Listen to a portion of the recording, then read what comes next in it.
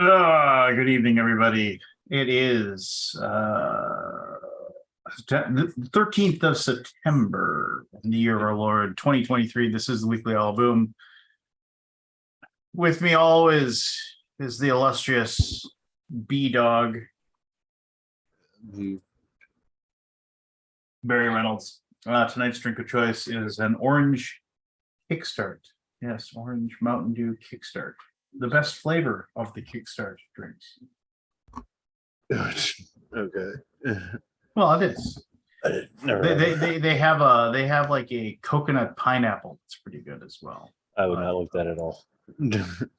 Yeah, I'm not making you drink it. I'm just saying it's good. That's all. Yes, I don't like coconut. Oh yeah, not that much. Once in a while. You don't put the lime in the coconut? I do not. And then drink it all up? Margaritas.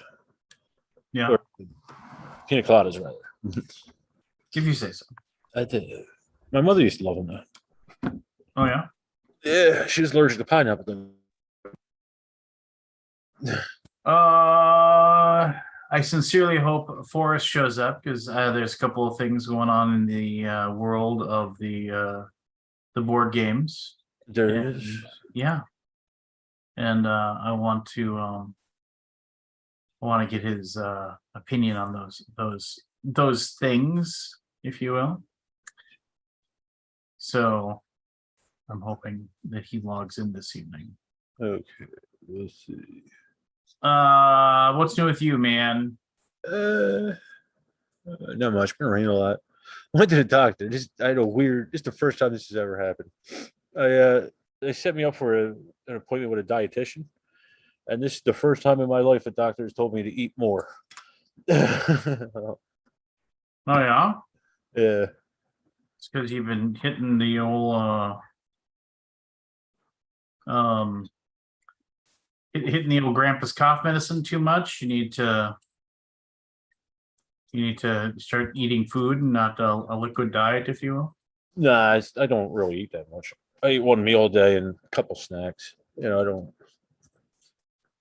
When I was in the hospital, I got turned off of food. Turned off of food. Yes. So how do you just absorb energy from the sun? And, yeah. Right now it's basically fuel. It's not like I'm not really hungry a lot of times. It's just fuel. Yeah. I don't look at it as pleasure or I still like what I like. But most of the time it's just I eat because I forgot to eat today or something. Fair enough. So that was interesting. What are you gonna do to eat more then? I don't know. I'll pick up more nuts or something to snack on, I guess. I don't know. They wanted me to eat every 4 hours, and I told them that's not going to happen. Like whether a meal or a snack, something. I was like, that's not going to happen.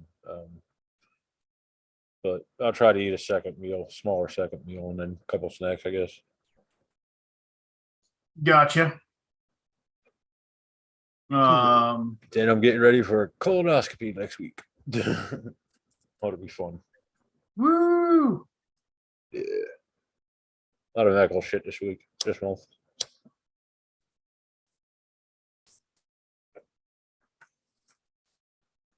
Went out with Jen's cousin. Last Friday, I think. Jen's cousin, you said. Yeah, they haven't seen each other in a while, but her one cousin Johnny was on a cruise, and a dude jumped off the boat or fell off the boat. They're not sure. So he said that was fun. And they spent 4 hours going around searching for him again, and they never did find him. Then they had to make an emergency call to another port for emergency and medical. Yeah, it was an eventful cruise, he said. That sounds hideous. Yeah, it happens. I mean, they don't really let that out too much, but I think the average is 20 people a year or something accidentally fall off a boat.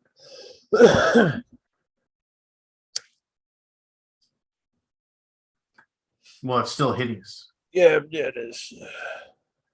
He said, By the time he got to Cozumel, he didn't even get off the boat. He just kept on the boat with his drinking package the whole time. Yeah.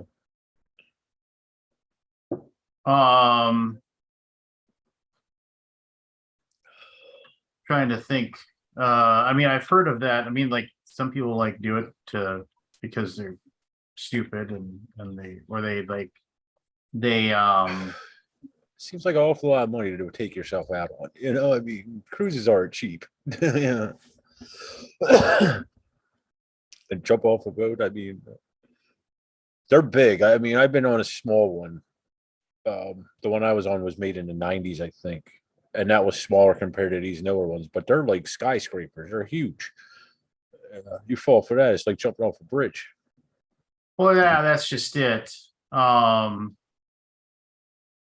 no, I shouldn't say friend. Somebody I worked with, her husband told me when, like, I don't know if he was full of shit or what, but I mean, he told me a story about because he was in the Navy and he was on an aircraft carrier. Yeah. And he said that like whatever, a pilot did something they weren't supposed to do, and so he got caught in the jet exhaust, which caused him to fly off of the side of the aircraft deck. carrier. Yeah, I could see that. Yeah. And then he said that basically like because of it was like a parabola. He said like he said when it flung me like a good like maybe 10 or 15 feet higher than the deck, I had this wonderful moment of like it felt like I was floating, you know, but in actuality I was just heading more, you know, Out. out. And then and I guess he said that like they wear a life jacket that inflates as soon as the water hits it. Yeah. In case they're knocked unconscious. And also they have something on a belt, he said, that as soon as it hits the water, Yeah. the ink goes out. So like there's basically this bright Fluorescent green, yeah. fluorescent green ink that surrounds them so they can be found easy.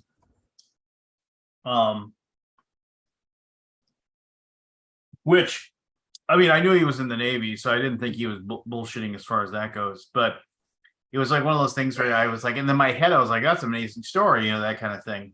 And then I was sitting there, I was thinking about it, and I was like, well, those things are really tall. I mean, because I asked him, I was like, you didn't get hurt? And he's like, maybe I was sore for a little while, but I was okay. And I was just kind of like, man, all the pictures I ever see of those aircraft carriers, I mean, they're built to be pretty high up off the water. And you know, and like you said, it's like a skyscraper. I mean, you fall, you're not, water doesn't, you know, it can't displace fast enough for you. Yeah. It's like hitting concrete. Yeah, so I was just kind of like, okay. And then I was like, and he's like, yeah, so I had to sit in the water for like hours, and it took, you know, for the aircraft carrier to turn around and come back and get me. And then I said, well, don't they have like helicopters and stuff? Or like, don't they have like a smaller boat? And then he was like, nope, they don't. And I was like, okay, I think your story might, I think there's some truth to your story. Like maybe you said, wouldn't it be cool if that happened? But I always figured that like they almost, they have, I mean, you see them with helicopters. So I'm just kind of like, all right, well, whatever, man. It's just one of those things where you just kind of go, maybe it happened to you, maybe it didn't. I'm not gonna fret over this, you know. Not falling for it, Scott. Yeah. That thing on your face, I'm not falling for it. What are you talking about? Well, since it's blinking, in and did out it of blink existence. away? Yeah. Oh, damn. It got cut off. Did it? Yeah. I was testing it out, see if you would notice. Of course you would. It'd be a good look for you. Just the right amount of trailer park slash trailer slash white van driving near a kid's park. You know, Yeah, I was just thinking that. Just the right combination. What about this one? Nah. It's a little what's that? Catching Fire. What was the name of that movie? I don't know. You look a little like Ace now. I think Ace. I think Ace looks cool. Yeah. How you doing, Scott? A little John Waters. we had a guy. We had a guy who grew one of those pencil thin mustaches on a dare, and he had to keep it for like 3 months to win a bet or something like that. He did, and it made him look super fucking creepy. Is anybody in the chat? A few. Oh, I was in the wrong video. The wrong The wrong account. What's new there? What's new there, boss? Oh, I don't know, man. It's just time just been flying lately. I don't know. It's just crazy. Yeah. Yeah. There's several things I wanna talk about as far as like I want Forrest to be here for some of it, you know. So I mean, just because I want to get his crackpot opinion upon it. Yeah. But I have a hot take on something that I want to share. As much as everybody wants to say that it's amazing and this, that, and the other thing, I'm just gonna say right now, I think Baldur's Gate 3 is okay, and it's just okay. I think it's better than okay, but yeah, okay. I mean, your opinion is valid. Well, I don't agree with it. I think it's just there's shit. Your opinion's shit, Lance. There's just you're a D&D player. What I mean, there's just too much stuff. There's just too much stuff to do, and it's all over the place. It feels like, it's just kind of like. But that's what's cool about it.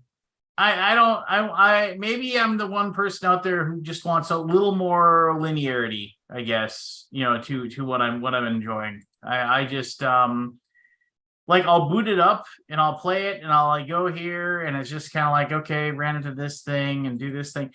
And there's like, so it's like it's become like somebody said to me, oh, well, didn't you find out about this quest or that quest? I was like, no, I didn't find about this quest or that quest. Oh, well, you speak with animals to talk to the bull that told you where to go? No, I didn't know I had to do that. There's so much stuff in that game. It doesn't matter though. I mean, he's just like, oh no, but I don't want to play. I don't want to play. I want 100% the game, and it bothers me that it's making it so difficult. You want 100% the game. You personally want to? Yes, I want. I don't want to miss. Play through it multiple times. But I don't want to play multiple 300-hour games. Is it 300 hours? I don't. It's long. I'll give you that. Took me a long time to beat the goblins. I'm thinking about starting over. You told me what the goblins, and I ended up in some area where I was like, oh, there's this weird camp over here. Oh, there's this weird thing over here. Oh, and I had the quest to go figure out what the goblins are doing, what's going on there. And they were like, oh, there's this hole in the floor here. Oh, I'll go check out the hole in the floor here. Oh, you're in the Underdark. I'm just like, okay. Oh, and you got your ass kicked. I'm probably right. Well, no, I didn't. I was okay, and I was just because like, and then they were like, oh, but that's kind of neat to me though. No, but then like, oh yeah, but you can't go back the way you were. Can't? I was just like, well, I suppose you could do the fast travel thing, whatever. Oh yeah, you could have fast traveled. But I was just like, but now I'm in a new area, and I want to experience everything in the new area and see what's going on in there, What a whiner. He is. I know. I mean, it's like one of the greatest games ever. And I don't know. I think I'm kind of done. I'm done. I think you're just being counter to the. I'm glad that my opinion is completely valid until you decide you decide. Whatever. I mean, that's fine. I mean, I'm not disagreeing. I mean, I'm not allowing you to have your opinion, but I just find it a little sus. It isn't that I don't think the game is. I think the game is clever, and I think it's obviously been worked on, very hard. It's like 5 years, right? 10 years. It's a long time. Yeah. So I mean, I respect the fact that they put a lot of work and effort and what have you into it, right? But I'm just kind of like, I don't know. I don't know. I was. What's your character? I made a sorcerer. You rolled one. You didn't play like one of the pre-made. No, I just made a sorcerer. Right. Who's in your party? Right now it's the cleric, Shadowheart. yeah, and then the barbarian and the fighter. The Gith and the Gith Yankee, whatever. and then the lady that says, "Oh, my heart is like burning" or whatever. But it's like, you know, like, well, whatever. And somebody said, "Oh, you don't need a thief because you can just give your character a sleight of hand skill with their background." And so basically, with the greatest character in the game. So basically, my gnome just unlocks everything. And then I have the 2 frontline fighters that just hold the line, and the cleric heals them, and I just blast them with fireballs. Whatever, anybody that shows up. You're not playing with the vampire? No, I'm not playing with him. He's amazing. Why is he amazing? Just an amazingly acted character. It just is amazing. Oh, okay. Well, he still Although talks. I've heard Gale is pretty great too, but I'm playing as Gale, so I don't hear any Gale conversation. It doesn't. Well, see, you screwed yourself there, didn't you? Yeah, I basically screwed. That's why I'm going to start over. I'm just going to roll one, which you sort of don't get that to explain to you. I just because I just want to play the game. I don't want to spend hours making a character. I wanted to just get right in. Yeah, I was just like, whatever, I kind of just, I don't know. Well, fair enough. The game's fine. They're gonna make $1 million jillion on it. Good for them. I hope they do.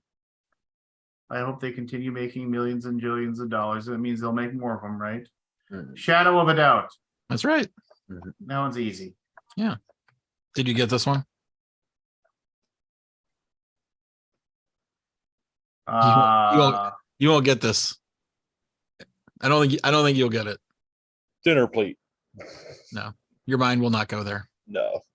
On this one. I mean, what? It's a utensil donkey. No. That's what it is, though. It's like utensils. Yeah, but that's not the phrase. Oh. Bon appetit is the clue. I don't know. Eating ass. Eating ass? Oh, I forgot this game is racy. I was thinking ass. Just go get the yeah, it's yeah, my mind didn't go there. You're right. Top secret. Yep. These are easy ones, by the way. Little too late. Too little too late. Yeah. I'm trying to think anything else interesting. Yeah, so my game group is all sick. Not everybody, but it was enough to cancel. So basically COVID and one of the guys, his wife has major migraine problem that he has to sort of help her with. So yeah, it was a bummer. And then this weekend we're doing a punch party at the BGG building. Ooh. So no gaming for me this weekend. Well, I mean gaming at the punch party. Just no playing games. For me. You can get this one. I can't tell what the Y plus spoon, Y plus spatula. I mean, it's tough to tell what it is. I don't know what that is either. It's another name for a paddle. In your dreams? Yes, in your dreams. Okay. Let's put it away.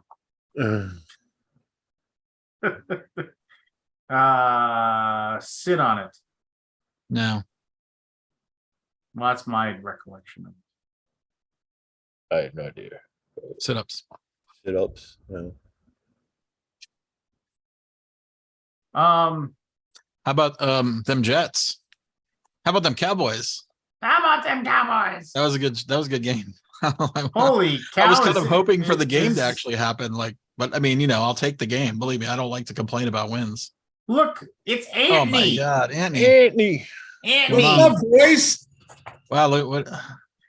Who moved the rock? What's that say behind you? It says, friends of the family one finds along the way. Oh. Ooh. Interesting. Ooh. I like that artwork, the woodwork above the chimney there. What's going on? Yeah, well, Oh, nothing. Just we were Figured just I'd gonna start pop talking about the Jets. How? I mean, okay, it's sports ball, so nobody's gonna really Well, I want to mean, talk about it. I'm more just. How I'm just dumbfounded. flabbergasting! I How was dumbfounded. I was flabbergasting like, is that? because I saw the look in his eye. Like you watch that replay, and you see this 100 or 1,000 yard stare, and you're like, he's like, I just fucked myself up, right? Did you see like the slow motion of his Achilles popping? Why would I want to watch that? Oh my god, I did not. Yeah, it's Like when before they it said that it was definitely an Achilles thing, like they showed it, and you see They the showed it reverberating, the back of his leg. There's going like that. like the quivering. Ugh. Yep. Gross. Hey, he still had a better game with Daniel Jones. So, How about that? Well, I mean, come on. what was I it? think he would trade places. I'm trying to remember the. It's just disappointing. I was really. Oh, it is. It's I incredibly was hoping for disappointing. a sort of heel comeback kind of thing. Heel turn. He's made his heel turn, but he need to be some way. The thing I mean, basically, what a lot of people are saying is that he might never play again. Yeah. Especially at 40 or whatever. How old is he? 39. 39. Oh, that's yeah. I mean, like He's up there to begin with. I mean, healing at 40 is probably way harder. I'm guessing, just as a general rule, unless you magically are a good healer. Well, them athletes. He's gonna have to. I think because some people just bounce right back, right? They just like, Yeah. back to normal, back to regular. Like, well, I saw an interview. Mark Sanchez didn't he have like a big injury in the Jets or something? Remember correctly? So I just I saw an interview with Dan Marino, who suffered a Achilles same injury, and when he was 32 years old. And he was saying now, and they were like, well, how it's like, what's the recovery time? How does the rehab go? And he was like, well, let's say that I don't know for sure, but there has to be advances in medical surgery and procedures from when I had it happen, right? Yeah. Because Dan Marino, he's got to be in his 60s, and he's talking about when he was 32 when it happened. And he said, I remember it was an extremely tedious rehab. He said, I mean, as far as the exercises you did and everything like that. And he said, and he goes, but he said, to this day, he said, I can't push myself up to the balls of my feet on that foot. Because he said, like, you never get the tension back in your tendon. It's like it's always kind of like you're stretched out. Yeah, it's like it's like a rubber band that won't retract or like do whatever you need to. You can't pull that. He's like, I can't push myself up on my toes with it. Just like and I never will be. I mean, he wasn't really a running guy anyway. Rodgers, I mean, he was a little bit. I mean, he would run around, he would dance around a little bit, but he wouldn't like go break a run. I don't know. I could see him just never playing again. I mean, but now it's the 35 mil or however many million. Well, his contract is guaranteed. Well, they changed. Well, I know, but they renegotiated him to get. He gets 75 million. I thought it was renegotiated though. No, he gets 75 million. The amount he gets. That was a renegotiation. The renegotiation was how much he gets in pay versus signing bonus. Oh, okay. Well, that's so they can have more money in the salary cap. There's always something fishy with that stuff. They always figure out a way to not pay. Well, in a lot of cases, what happens with those is that for almost all the teams, they insure the contracts. So they're not paying, right? It's like one of those things where it's like a Lloyd's of London. But the Jets actually get screwed on it because his salary. His guaranteed salary is what is insurable. His guaranteed signing bonus is not. Oh, okay. Yeah. So he's getting paid less in salary, got more in upfront signing bonus money. Okay, so that's not. He got the same money. It's just that they restructured it so his right, so that they could basically get the cap run. Exactly. So Wayne Kruger, such a weird thing.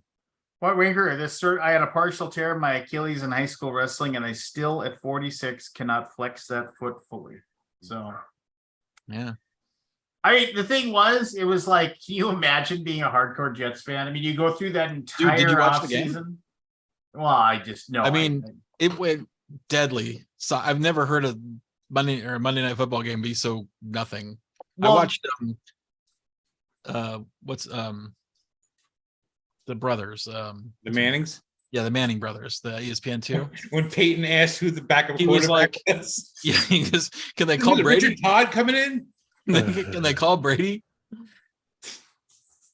Anyway, it was no, but the thing about it was crazy was to me. Well, also crazy that they won.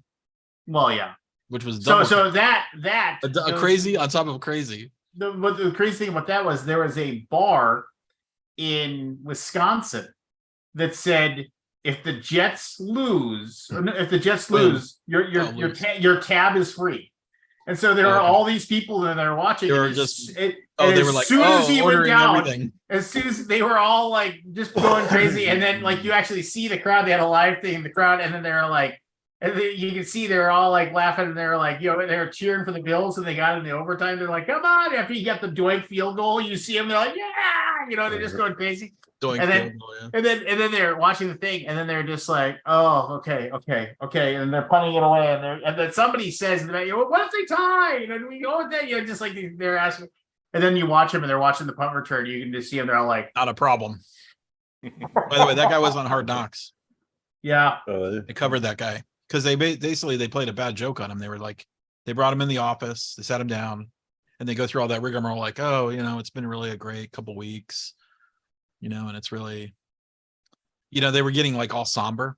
Yeah. And then in the end, they're like, unfortunately, you're going to have to be a Jet or something like that at the end, right? They do this big trick where they're like mind tricking him. Yeah. He's like, he didn't realize. I would be very upset, but I'd be happy, right? What's that? I mean, they wouldn't put that on camera. They wouldn't do that kind of stuff. I mean, they do that. They do those cuts on film. And they're a little more quick to the point. They don't drag it out, yeah. Usually it's like, oh, we're cutting you today. And here's what you're gonna do. Like that's they don't do this like whole long spiel of story, like, oh, it's been great to know you, and these past few weeks have been really, whatever. Anyway, we can talk about something else. I mean, okay. So here's something. Here's something. Here's something. Here's something. Here it is. So, Haba Toys bankruptcy. Oh, really? Saw that. That was surprising. 85-year-old company. Was it that old, Scott? I didn't realize that. Something like that. They said they are not going to. It isn't like they're going to vanish. They're doing it just to restructure or to Yeah, I wonder what happens in those situations. Like, because obviously they've accrued more debt than they can pay. Right, and it's not just Haba Games though. That's the thing. Like they have a children's clothing company under there, which basically is tanking beyond belief. Yeah. Oh, the children's clothing company? Yeah.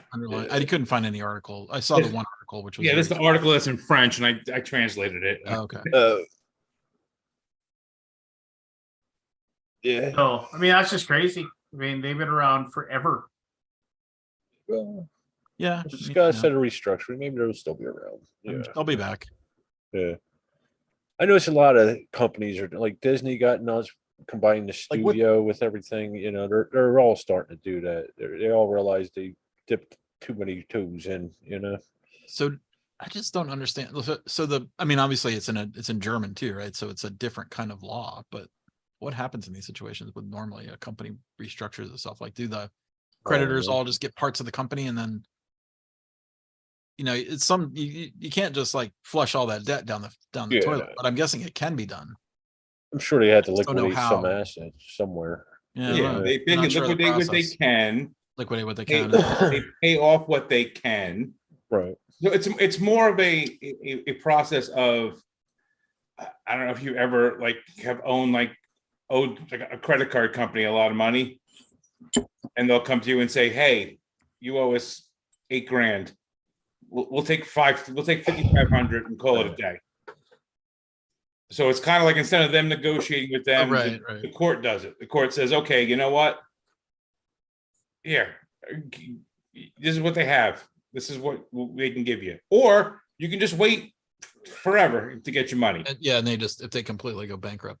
Right. They go bankrupt, you're I mean, screwed. they're bankrupt, but it's just, maybe they're right. just They're not completely shutting down. Right. It's debt protection bankruptcy. It's so they can sort of maybe pull themselves out. Yes. Yeah, sure. Because Gives them a chance. the hole they're in, they can't make ends meet with the hole they're in with creditors. Right. Yeah, like a Section 8 sort of. Yeah. Or whatever the equivalent is over here. It's the whole, if we can pay you guys all the money we owe you, but then we can't pay our employees, and we don't have employees, we can't make anything. We can't pay the manufacturing, so therefore we can't make any money to pay you guys. So we need you to back off a little. I'm sorry, Chapter 11, not Section 8. I was thinking it's the whole rock. If I break his thumb and he can't work, I don't pay you to think. Well, and almost everything is like somebody they try to sell their debt to the company, right? It's like like to somebody else. They're like, because they think, well, we're not going to be able to get any money out of this, so we're going to go ahead and we're going to sell this $2,000 worth of debt to this other company, and then they'll try it for $500.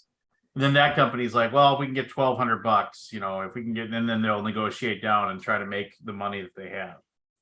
And that's kind of like the tranches. I mean, they tranche all that debt together, and they're like, okay, well, here's this giant pile of debt. It's owed $150,000 is owed to this bank. And then, it's like, well, if you'll give us, 52 grand on it, we'll just cut our losses and we got something, and then somebody else's problem. I mean, I don't know, I worked in a bank all the time and they did that stuff all the time. So, I mean, it's one of those crazy things that it, doesn't make a lot of sense, but it's all business, it's just. And the whole debt, once you go into collection from debt collectors, they're the worst. Not to necessarily the people they're collecting from, to each other. Oh, really? So they'll sell something to someone, even if they got the money. Sometimes,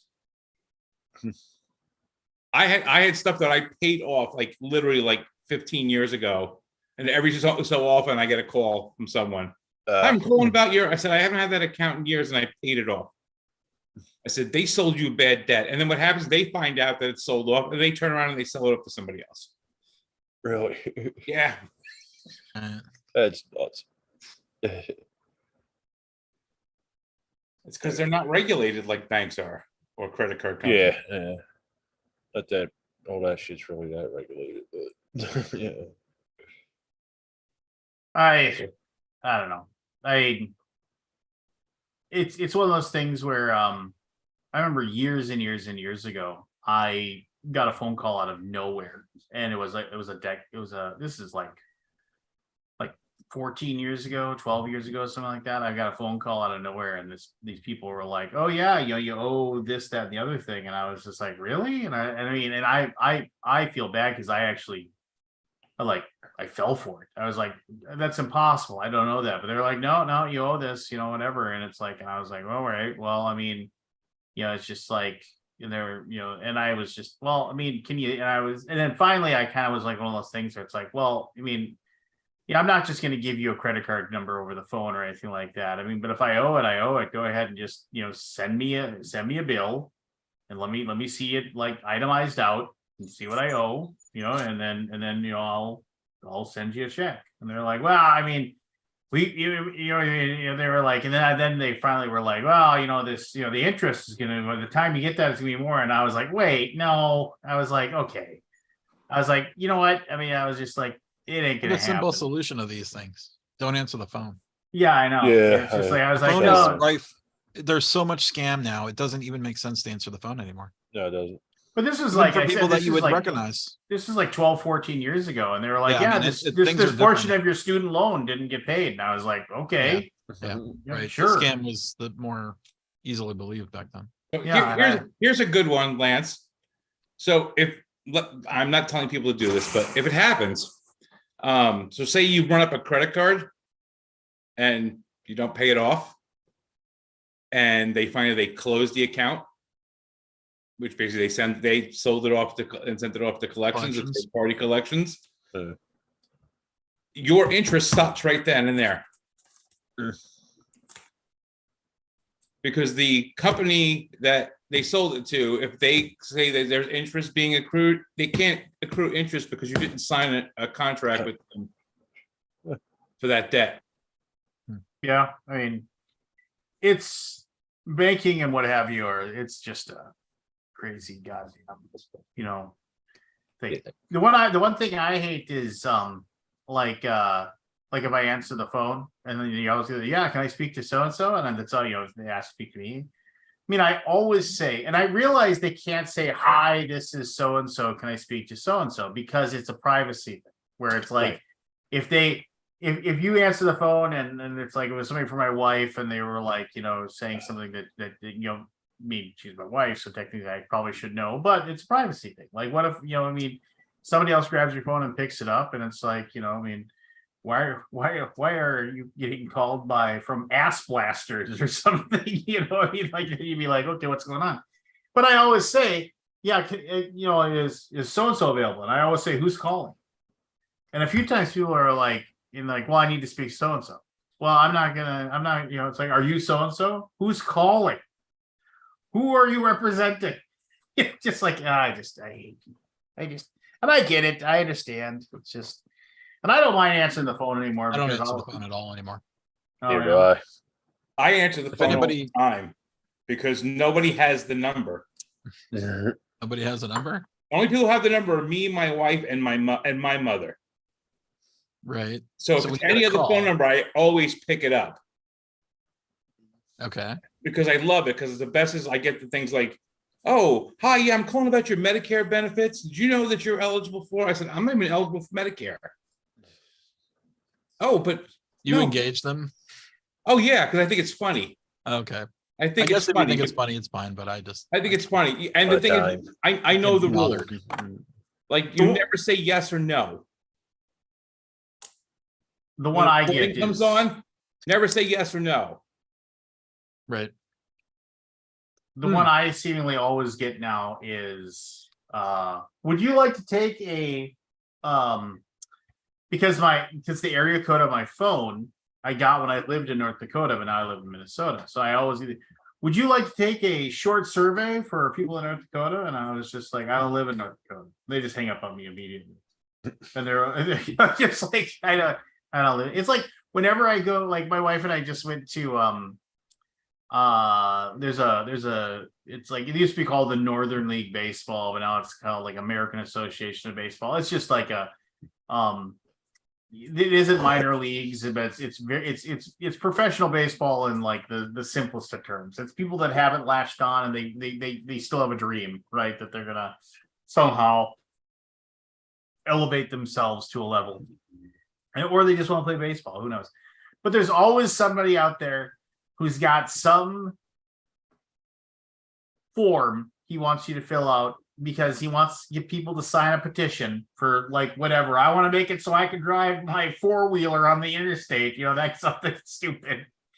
And they're always like, I don't care, even if I lived in North Dakota, they're like, I need you to sign. I don't live in North Dakota. I'm just like, or if I'm in Minnesota, I don't live in Minnesota. And some of them have the guts to actually say, well, where do you live? And I was like, that's really none of your business. Just like, people are. I saw that telemarketer show. It's pretty good. It was insane, wasn't it, Scott? It's crazy good. This shit crazy good. And it's amazing what the footage they have from the. Yeah, that was. What is this on? It's HBO Max, yeah. Yeah, or Max, whatever. It's just what is it, like a documentary or something? It's a 3-part documentary of telemarketing. Called telemarketers. Scam it is. Yeah, that telemarketers. Amazing. In general. It's a scam? Well, just the links they want to scam I won't spoil it, but the scam goes deep. So my favorite things to do when they call is you'll get someone who is obviously calling you from India, but they'll say, "Hello, this is Danny O'Brien. Who am I speaking with?" And I will reply, "This is Sunil Gupta." Oh, How how did they Indian react? surname? And then they're like, "Hello, Mr. Gupta. I want to tell you about the great offer what we're doing for solar and energy in your area." No, so you have solar now? I've had solar before sold they on even solar? started calling me about solar. So I let them talk for a few minutes, and then I'm like, so the sun is going to burn my house, Yes. and the fire is going to heat it. Anyway, I highly recommend that documentary. It's really well done, and I don't love the ending of it. It sort of doesn't do anything at the end. Doesn't but pay off. It's interesting to get there. There's some interesting fellow people in that documentary. Yeah. The main guys. But their footage is great. It's all from it's from the 80s. Yeah. And then 90s, I think. early yeah. 90s. Or the mid 90s. So everybody's wearing, it looks like so definitely like a flashback for sure. Lots of Gap. Yeah. Lots of Gap wear. But the guy, the drug dealer who's a telemarketer, insidious. Insidious. I mean, it's so crazy how he gets people to give him money. Yeah. It's incredibly. I mean, it's crazy to watch. And he's basically, they show him shooting up heroin on the show.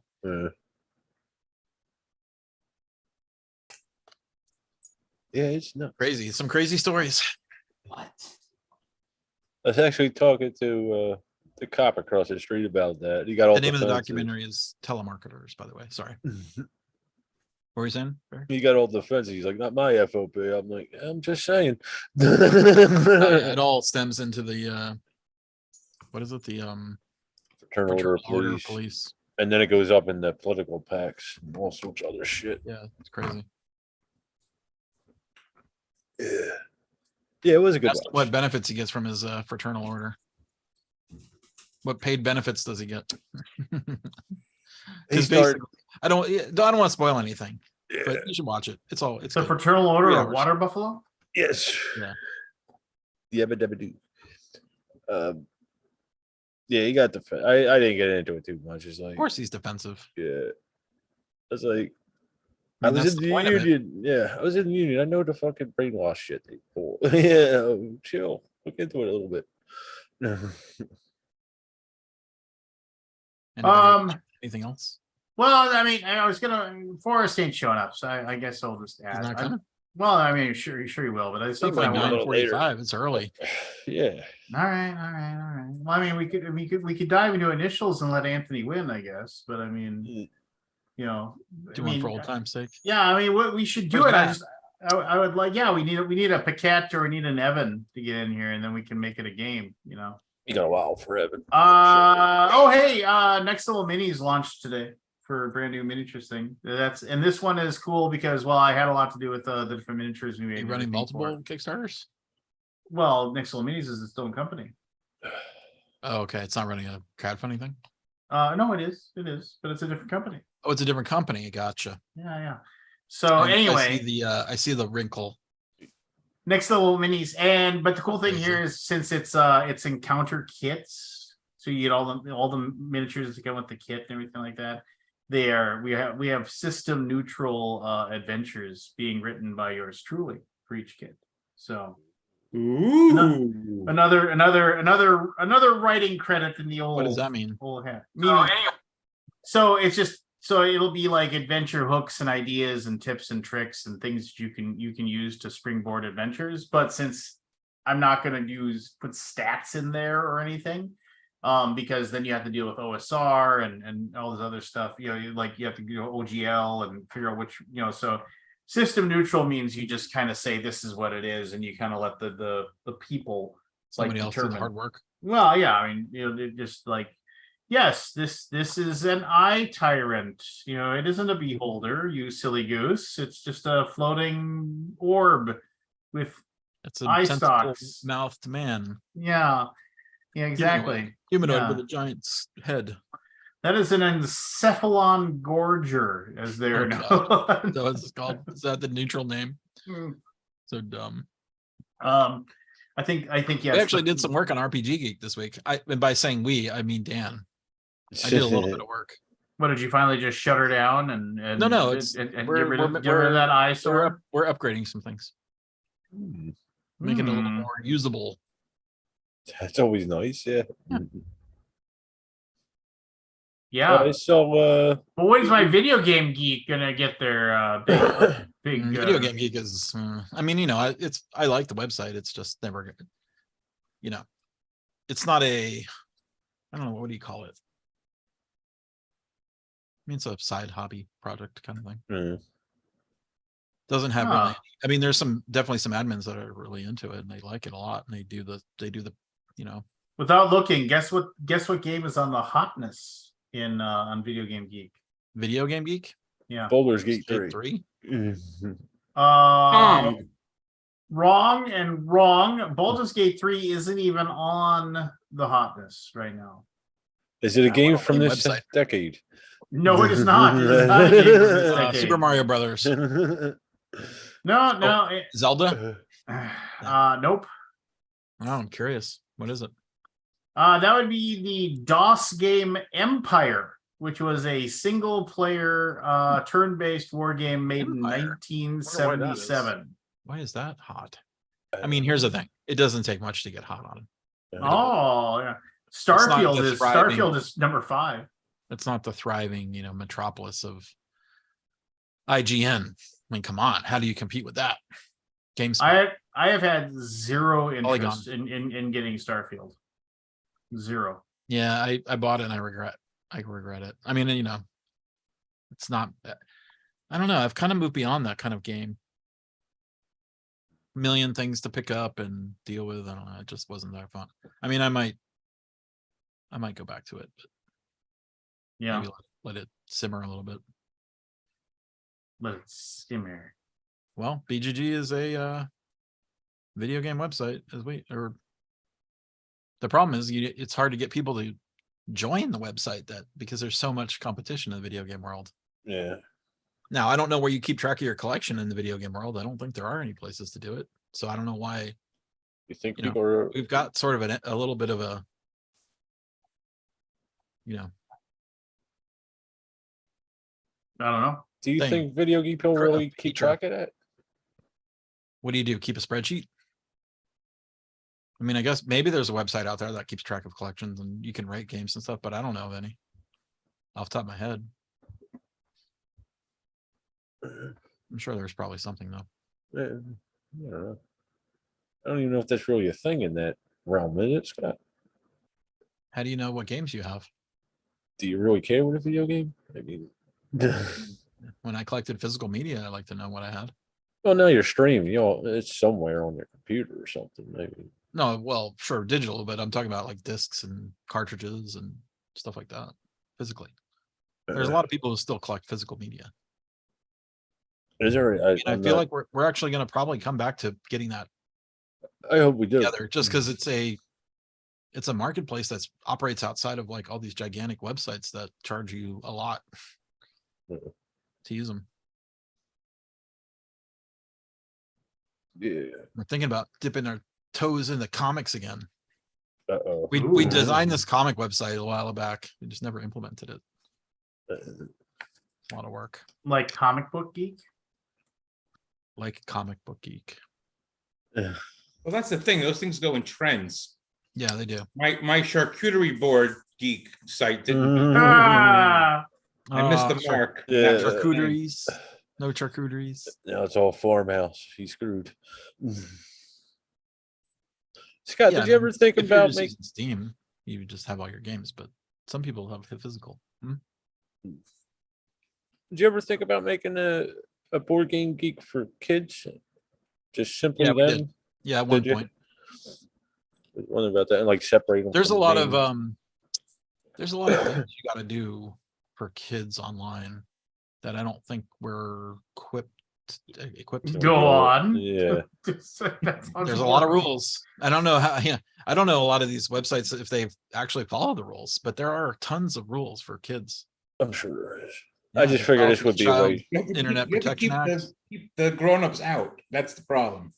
Yeah. Yeah. And then honestly, like, I couldn't live with myself if someone infiltrated a site that I was running for kids. I mean, that would be Yeah, rough. that's true. I'd have to. Yeah, it's just a weird thing. I was just thinking to get them off of the main site. Get them off of BGG proper. Well, you're not allowed. There's no kids allowed on BGG. Oh, I did not realize. No one under 18. I did not realize that. Okay. Yeah. How do Never you mind keep then. them off?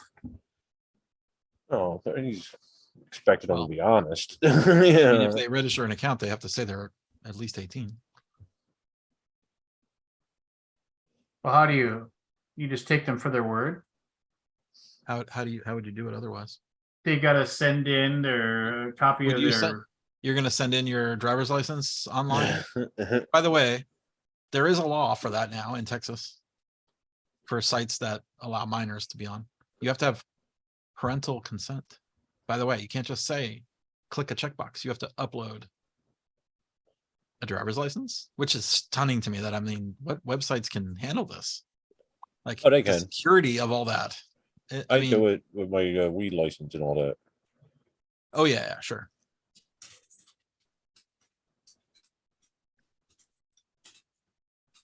You got anything cool to Um, tell us, Anthony? You've been gone. You've been like. Who do you upload your driver's license to, though? It goes right to the government. The government It's actually. a government operated website. Yeah. The weed license goes through the.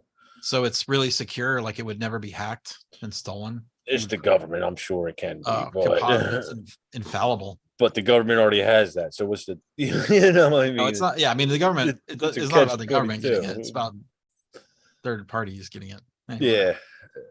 Anyway, there's a lot of ins and outs with operating a kid's website. Just Yeah, don't know. I'm sure. All right, there now is. I have a follow-up question to Barry's this thing there. Yeah. So Barry, here's the question I have though. Yes. Do they have to verify it every single time you buy? Yeah. I have to no. Yes. Not my state government. I have a card for medical marijuana. Every time I go to the dispensary, they have to scan that. Right. That keeps track. My point is, so every time they scan it, since it is verified, the card that you got with the information that was provided to the federal government site, the federal government is getting notified every time you are refilling. No, this isn't federal, it's state. Okay. Yeah, So the there's a state limit. regulates and knows every time you've gone and used it. Yes, because there's a limit on how much I can buy a month. Okay. There's What's the limit? give me a minute. I'm trying to remember. I've never hit it. I think it's 6 ounces.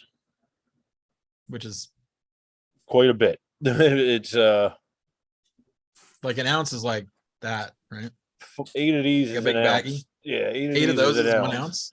Okay. Yeah, I usually smoke maybe Seems like a lot. ounce and a half at the most a month, maybe 2, depending on yeah, it's not federal because it's not legal federal yet. I'm sure once it is, Well, that's what they're I was gonna wondering, push in like, on it, Like if they were monitoring how much is being done in each thing.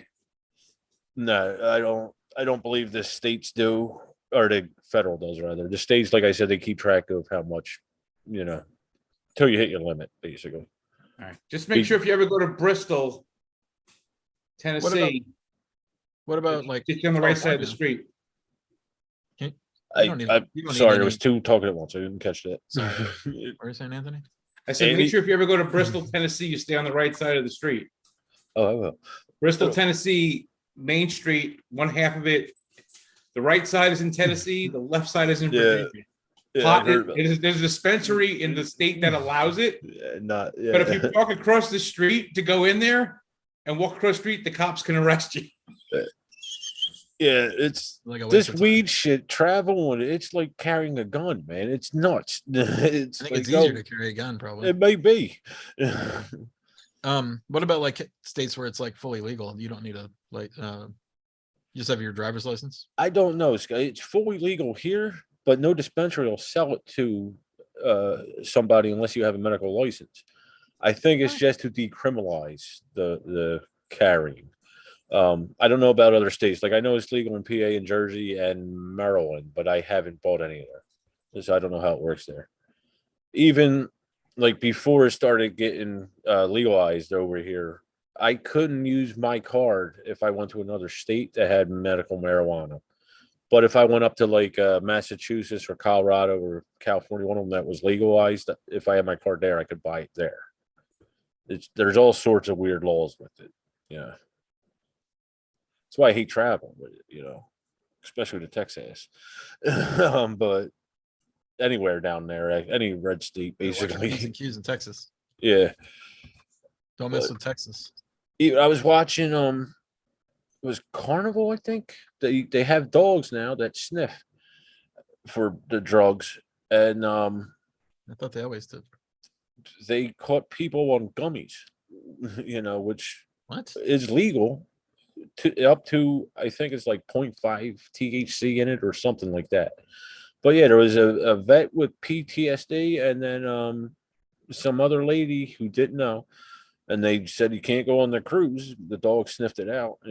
They escorted them to security and got their bags on. See ya. Wait, they had ingested a gummy? No, they had them in their bags. They had a gummy in their possession. Yeah. Well, that's illegal, right? There's a gray area there.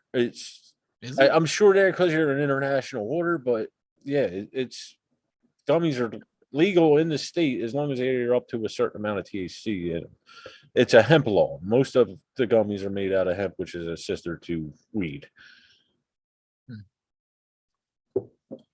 That's why medical marijuana in 5 years and laugh. Yeah, we will. How quaint. And in 20 years, like I can remember. I didn't smoke weed when I was younger, but like my uncles and shit did. And I remember the shit they had to go through to get weed. And now I could get it delivered to my house.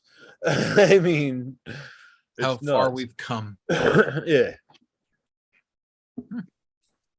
But everybody and their mother is getting into the weed game. Mike Tyson, Steve Urkel, Jim Belushi, they're all getting into it. Yeah. Hulk Hogan. It's big money. Yeah. Billions. It's the same thing as alcohol, right? I mean, it might be more, Scott. I don't know. There's all these guys that do their custom vodkas and all that stuff. Yeah. Probably more. Yeah. But I was talking to Bob, the cop across the street. He was telling me in Maryland there's a farm, a weed farm. And he was like, the dude was just a regular farmer. And then this law passed where they could start, growing, and you just switch crops, basically. And I was like, wow. Grows like a weed, I've heard. Yeah, it is. I actually grew it a couple times. But he said the security he had to go through was nuts. Like they got motion detector fences. Like if you touch it, it'll start shooting cameras off and stuff like that. It's like it's nuts the security he had to go through. It's actually a little bit difficult to grow, depending on the strain. It's not cheaper. That's why I stopped doing it. Did you guys hear about the Bitcoin farmer that basically got money back from Texas to pay to not run their Bitcoin farms? No, tell me really? about the grid was it was some kind of weird like credit situation. Wow. So, I forget exactly how it works, but basically the state, the article was like Texas pays Bitcoin farmers to not run their Bitcoin farms because, the drain was because we were like 100 megawatts or whatever. I think it's 100,000 megawatts. I don't remember the number. I think it was like 100 somethings. Is Texas is ginormous, apparently. I don't really have any concept of how big that is, but I suspect it's big. If they're basically threatening to shut down things because of the heat. We were at like 109 last week. You're still that high? Wow. Yeah. Well, not right now. Today was like 82. Cool. But like last week it was like 109 in the beginning of the week. Yep. Has Texas been working on their power grid, Scott? At all? I know. Yeah. No, God no. You think after the last few years, you think try something new. No, why would they do that? I can't believe you're still isolated from any other grid. That's even here. Like we get power from Niagara and then over in Western PA. We don't. We're not from one grid. Right. SEPTA had their sort of their own grid. They had their substations and all, but they all ran off with hundreds and hundreds of volts and all that. Anybody play any games? Heck no. What did I play? Nothing new. Power Line, she's still into that. Carcassonne. Scooby Doo, that house at the Scooby Doo, yeah. The house on the hill of Scooby Doo. I can't remember. Oh, the house on the hill. Yeah. I think that's it. Oh, that game you sent over to me, Scott. I can't remember the name of it. By Freeman Freeze. I call it Quitting Time, but it's not that. It's Finishing Time. Oh, Finishing Time. Yeah, let me play that again. Yeah. I forget how big that game is. Table Big? hog. Table hog. Yeah, table. Oh, table. Yeah, sure. Yeah, it's got like all those boards that are like pizzas, Yeah, and they're huge. yeah. It's a cool little worker placement game. Well, Yeah, not I mean, little, it but sort of went under the radar. I mean, I guess it has to be really special to get noticed anymore, right? Like, I think maybe 10 years ago, that probably would have been more I don't like think. a bigger deal. I mean, it's just, Yeah, it's basic, right? I mean, it's just, I don't think designers have pulled like that anymore. Like Freeman for sure he Freeze doesn't. came out, somebody would say something. In the day. Now you don't really hear that as much. Well, did you see the hot game on BGG is a new Stefan Feld a Civ game? I was out in CBG. Dice worker placement Civ game. Like, yes, thank you. We'll do it. Is it another Castles of Burgundy type thing? Maybe. It's called Civolution. Civolution. Look at this. Civilization, dice, economic exploration, science fiction, area movement, dice rolling, events, hand management, income. Holy shit. Modular board, open drafting, pattern building, trek trees, track movement, and variable setup. But it looked like a cross between like Castles of Burgundy and Feast Road. For my basic look at it. Civolution. Evolution. Surprised that name hadn't been used before. Actually, somehow. Yeah. Couldn't tell you. Civolution. Apple. Like stands for solution. Oh, it's not out yet. No, God. No. I forget the hotness. Nothing on is the hot is out. Yeah, I forgot. People don't care about games that are out. Who cares about something you can actually play? Why buy a game you can have today when you can buy a promise of a game for tomorrow? Come on. Let's keep That's how it Lance. works. Gotta keep Wimpy Lance Burger. fed. Kickstarter's Wimpy Burgers. That's Keep all. Lance's family fed. Yeah. There you go. I'm always stunned. Like there's so many games. I'm like, and they all hit their goals and well beyond. Like they blow past it, and like, I just have zero desire to keep backing these really not nothing games, but just nothing to me. I'd rather wait till they get out on retail. Just so blah. Yeah. Like even it has to be like really special now. Anyway, but that's just me. There's obviously way more not like me's in the world than there are. I mean, believe me, I used to back everything. Oh, we know. Oh, did you see the apiary?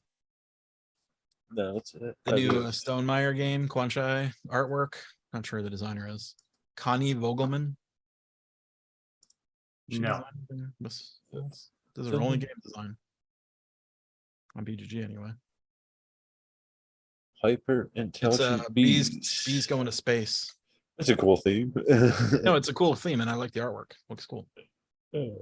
But again, it's not out Someone yet. was saying, why is there a space theme on the bees? I want to play bees. Like, there's 92 games with bees in them. Like, go look. Yeah, remember that Who one cares year, about like that? 6 of them came out. Exactly. There's so many bees games that are not fun. I mean, for me, Those look cool. I do like that one. Good no old bees. apiary. Nothing beats that. Nothing beats that. I'm curious. I was sitting outside the other day. What's up with the cicadas? I thought they disappeared for a while.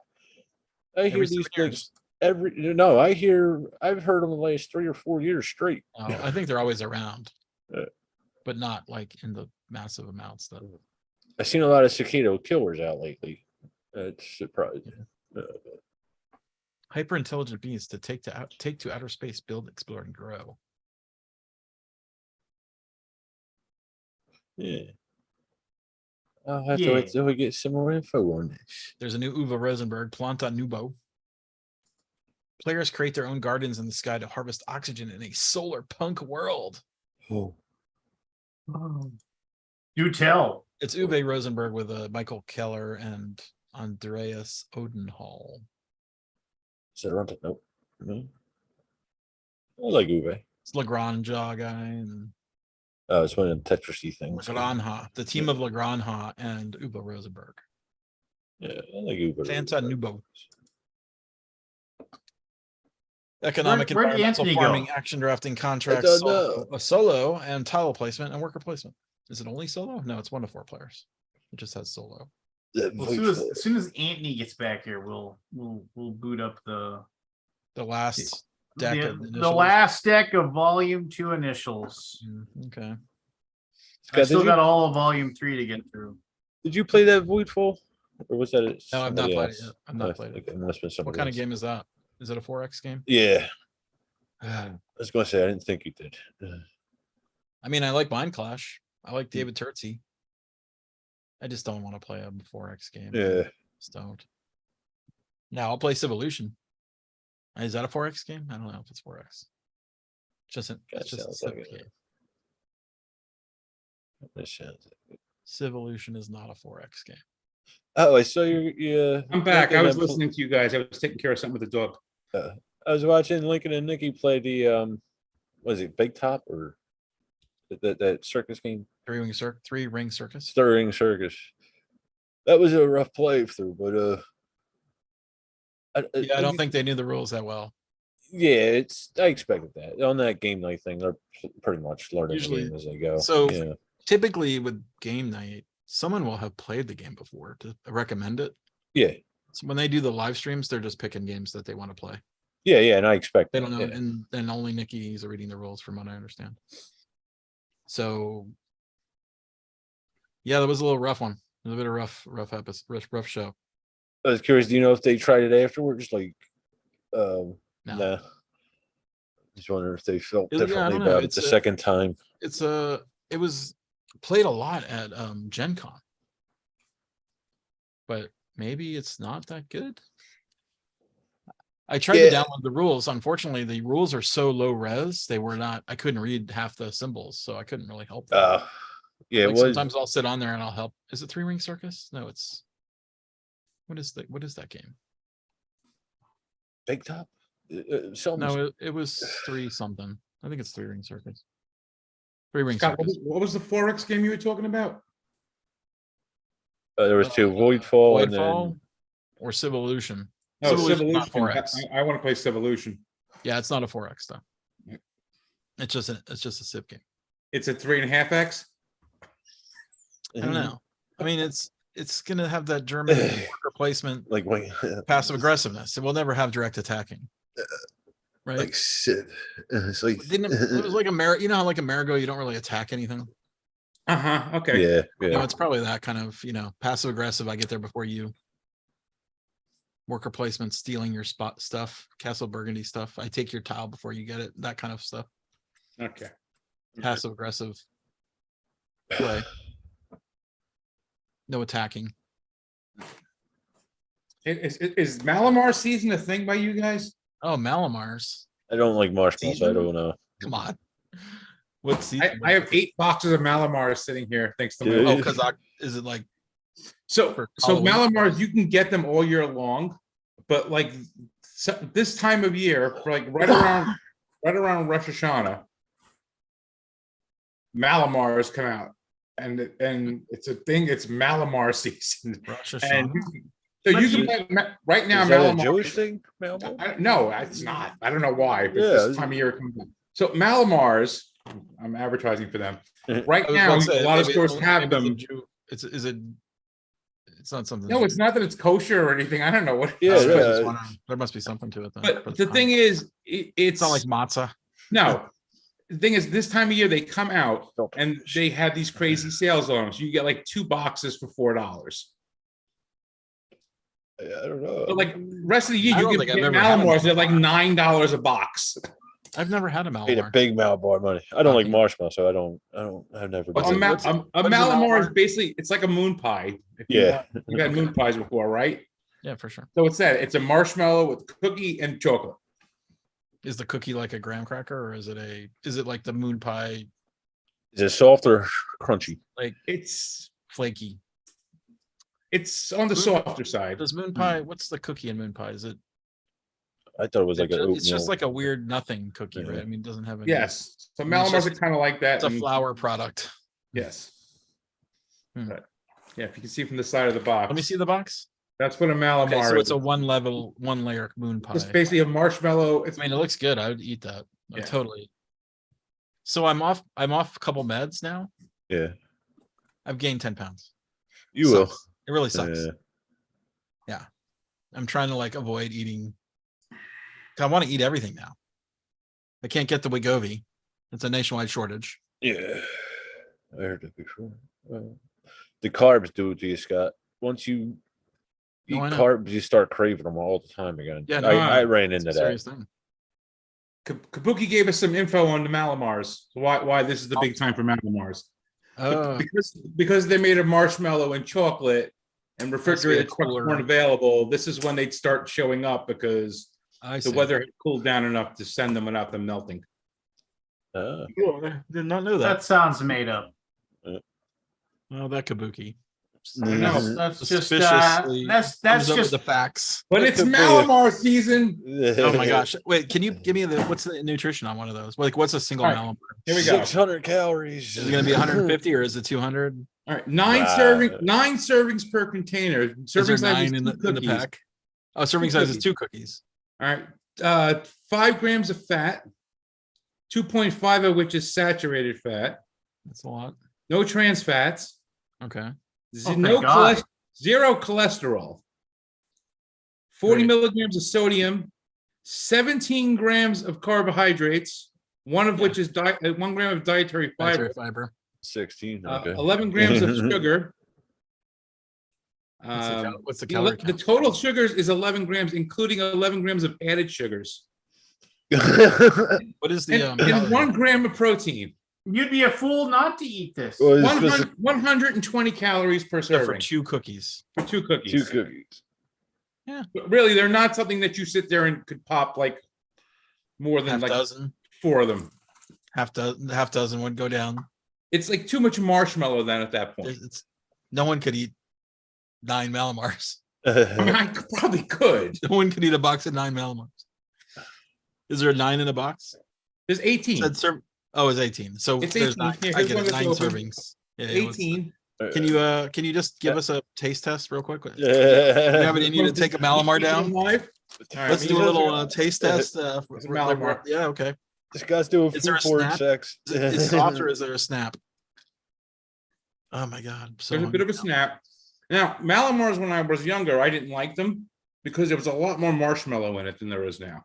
Oh, they've cut Uh, back on marshmallow. They cut back on It everything. used Can to be you like roast twice them? as thick. Can you but melt the them? cookies Can you still heat the them same up? size. Can you put them in the microwave? Would they get better in the microwave? Yeah. No. They Or melt. like burn your Like mouth. chocolate. No, they're perfect the way they are. Okay. I So hungry now. This guy's having food porn sex phone It sex. sucks. Yeah, believe me, the wait. God, if you give So me your quickly. address, I'll go to the store and get you a box of Malamars and send them to you. what a guy. Yeah, I don't know. I got to redouble my efforts for the weight loss, unfortunately. I'm actually the lightest I've been in the last 10 years. Nice. Yeah, so, Congratulations. Scott, so Why don't you brag about it? when you were on the drugs, did you notice a change in what you ate? I'm sorry, the dietary, the I was diet on the drugs. Yeah, when you were on the diet drugs, did you notice there was a I- change in what you ate? No, hardly at all. Just Okay. you wouldn't eat less. You would eat a lot less. Plus, you would also not go to the bathroom for like a week. I had that. Yeah. Yeah, it's like I've a major always- constipation. Oh, So it's not. yeah. It when I wasn't did- uncomfortable though. It was Try just being like, on opioids; it gets uncomfortable. When I was doing keto way back in the day, like 2-3 years ago, man, I just like going to the bathroom was a long trip. yeah. So I've Because got. you got had my, one or the other, right, I Lance? bought one of those. Yeah, big one or things the of, other. Either way, I was there for a while. Miralax, is that the? And honestly, I mean, Yeah. I had never dealt with. I mean, I had a grandfather who he always ate an apple, and like he'd say, you know, he ate an apple every day. He would always take one, and I'd watch him, and he'd always like he'd carve off chunks with his little. He'd take out his pocket knife, and he'd eat them. You know, he'd share some with me. And then he said, "It's I eat it so I don't get constipated," is what he'd say. And this guy was rail thin. My grandpa, he was one of those guys. He was tall, and he looked like and then he was like, yeah, you know, just so you don't get constipated. And he was just, and it's like, that's what the whole apple a day keeps the doctor away comes from. That's what he swore it was. But he was always the fiber in the apple, keep you regular, as he would say. Yeah. Anyway. I started eating all brand buds. They're pretty good. All They're brand okay. what? All brand buds. Buds? What's that? It's a cereal. Okay. It's just a You, brand. you guys have a chance because I just got a notification that my internet is unstable. JM. Maybe We you don't can, have a chance. we'll pull the plug on you. Yeah. JM. All right, here we go. JM? JM. Okay. As in jar of mayonnaise. Okay. Connected to Baywatch.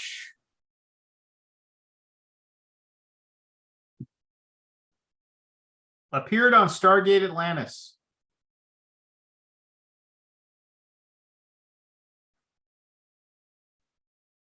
Once went by Arthur Curry.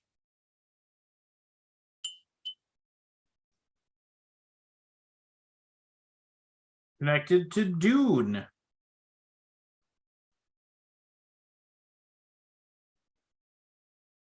Appeared on HBO's Game of Thrones.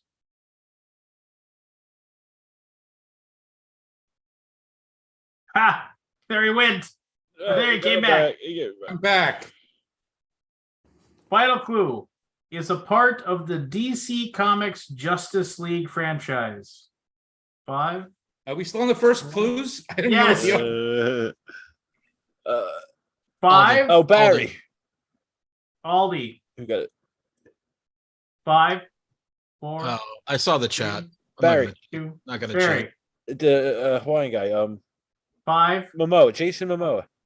Jason Momoa. Did you look at the is chat? correct. No. Okay. All right, can we go yell? I'm gonna yell at the chat.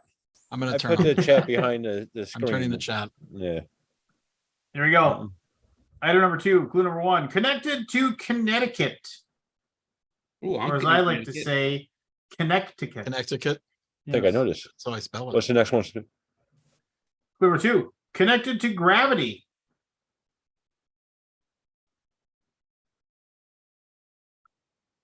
Clue number 3.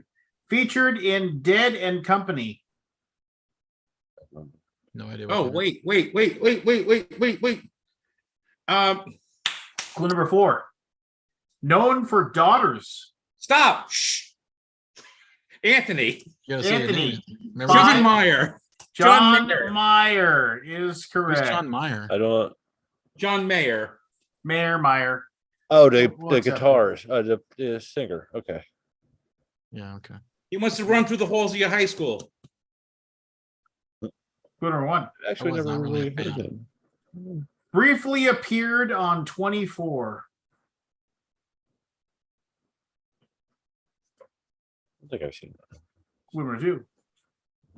Was a wedding guest in an Owen Wilson film.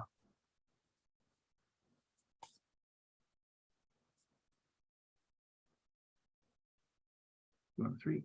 Once asked if Leslie Knope was okay on Parks and Recreation. Oh. Number 4. Chris Parnell and Daryl Hammond did impersonations of Anthony. him. Barry, Anthony. John 5. McCain. John Ugh. McCain is correct.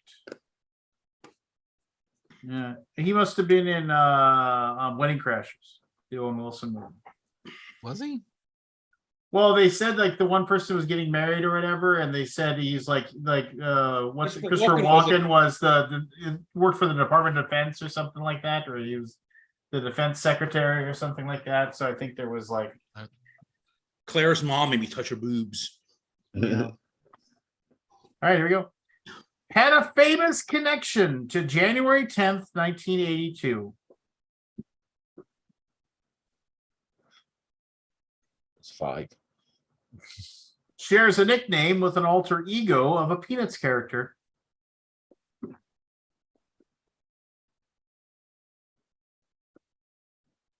In a sense, was Irish.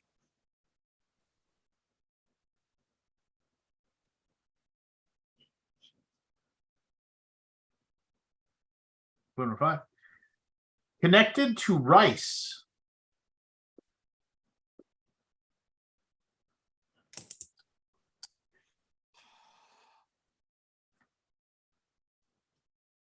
Frequently seen in red and white.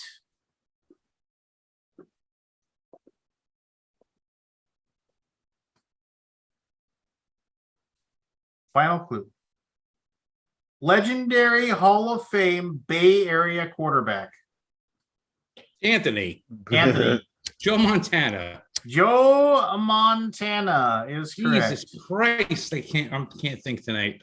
When I was in 2nd grade, I sent Joe Montana a request for an autograph, and he did not send me one. That son of a bitch. No.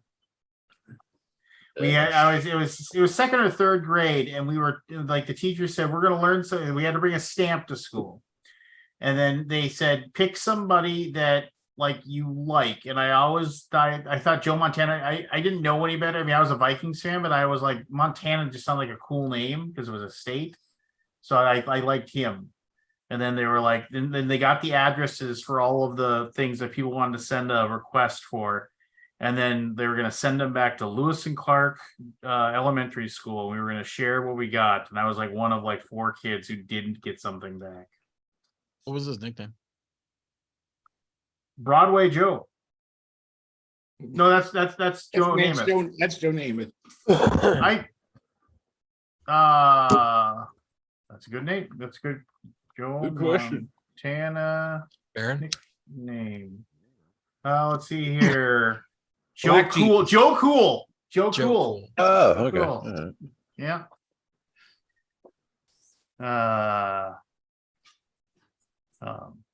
Yeah, but Joe Cool. I like Joe Cool. When Snoopy, just like, yeah.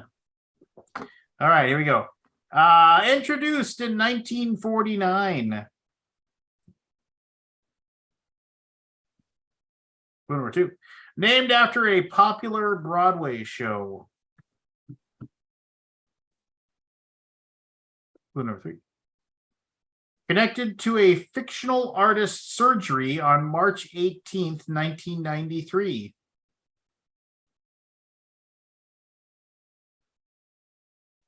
Number 4. Commonly found in rectangular boxes.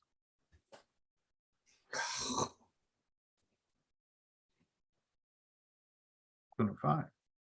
Millions of these are produced daily. Anthony. Go. Junior Mints. Junior Mints is correct. I was like taking Junior candy. I Mints. couldn't get it. If you take Junior Mints and you freeze them, oh, that's a good treat. That is such a good treat. A frozen Junior Mint. That's how I like my Snickers. First. No, Snickers get too hard. I mean, Reese's peanut butter cups are the best. Yeah, frozen. they are. They are just. I mean, it's like if you're not eating your Reese's peanut butter cups frozen, you're insane. I'm Absolutely insane. You're insane. You're insane. So is my wife. You're She doesn't like insanity. chocolate and peanut butter. Insanity. It is. Yeah, intensity in 10 cities. It gets that much better. All right, here we go. Let the record show the only one Anthony hasn't gotten is the one that his internet he disconnected for.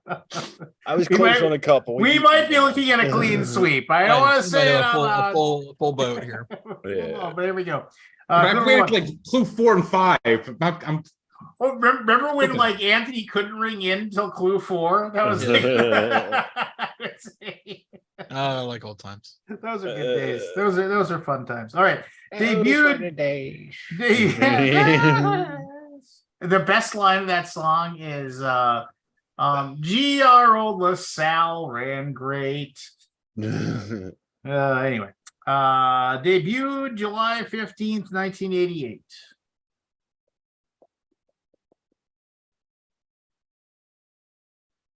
Connected to Jake Peralta's son on Brooklyn Nine-Nine. Never watched a minute of that show. Yeah, no. I've seen an episode. His catchphrase included profanity.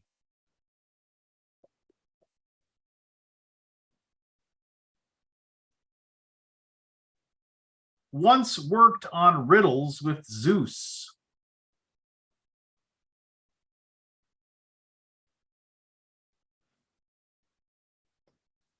Number 5. Famously walked on glass. Oh, come on.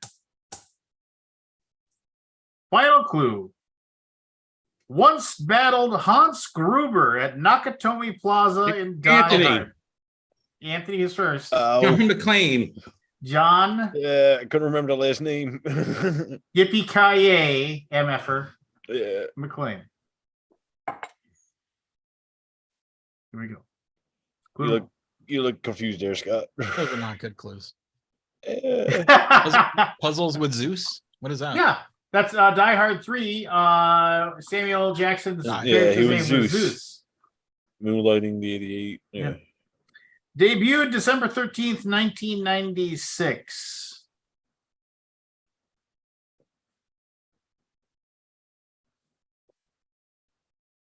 Number 2. Had a rival named Sugar.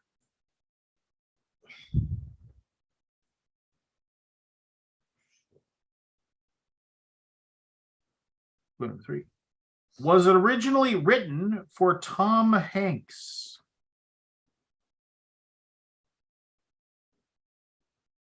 Anthony. Go ahead. Jerry Maguire. Jerry Maguire I would is never correct. guessed that. Never seen a minute of that movie. Yeah. Show me the money. Was it the Tom Hanks clue that got either? The sugar thing got me as soon as I said originally written for, and I have no memory of that. I didn't know it was written for Tom Hanks. Sugar. Who was Sugar? That's Jay Moore's character in the movie. His name was Sugar? Yeah. Wow. I didn't even think they said his name. Bob Sugar. Oh, yeah. Now I remember. I think you're like, oh, yeah. Oh, well, the Bob part. It wasn't Sugar. It wasn't like a nickname Sugar. His name was Bob Sugar. Yeah. All right, here we go. Has appeared on Portlandia, Documentary Now, and Crashing.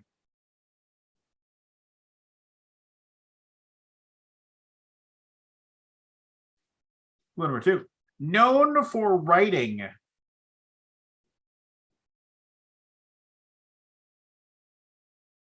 Clue number 3. Was the lead on a sitcom that lasted 13 episodes.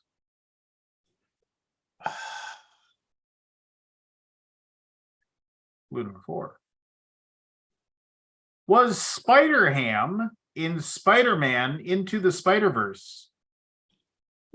Spider.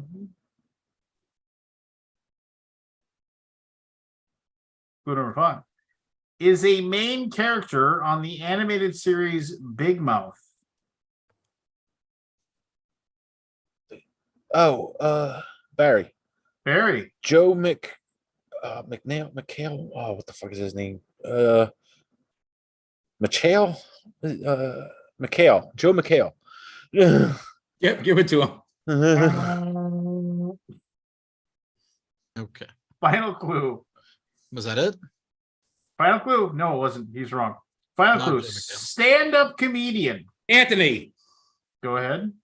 John Mulaney. John Oh, Mulaney. I got you too confused.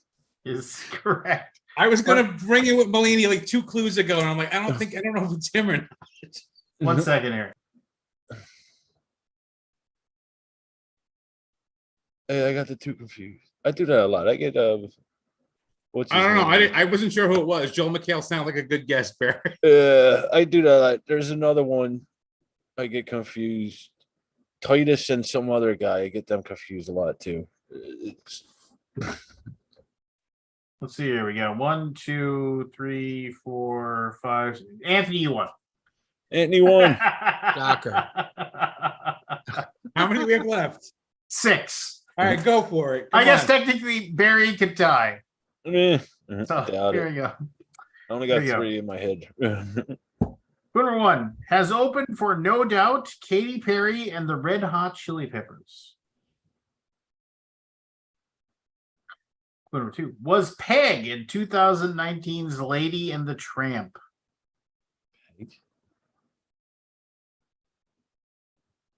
Number 3 opened the Academy Awards in 2020.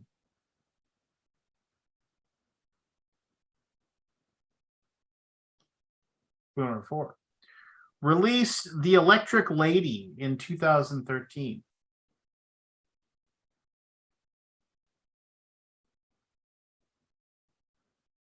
Number 5. Anthony. Go ahead. Jody Messina. And I it's don't even all know who open that now. is. It's all open now. Wide Here we open. go.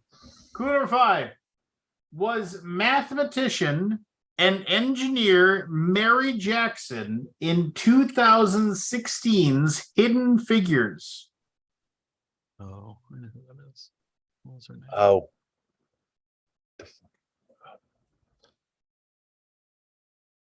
Final clue. What is her name? The award-winning singer, oh, I'm sorry, this award-winning singer starred in Moonlight and Antebellum. Anthony. And I remembered her name. by I Aldi. can't. Aldi. Janelle Monáe. That is correct. Yeah. We also would have said Janella Monea. So, all right, here we go. I'm pretty sure it's with a T. Sure. It is not actually. Oh, okay. Let's see. Oh, okay, there you go. Monet. There you go. Clue 1. Released January 10th, 2003. Repeat that. Released January 10th, 2003.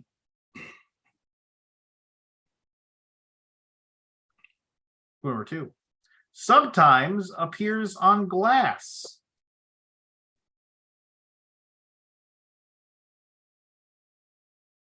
Clue number 3. This is an announcement.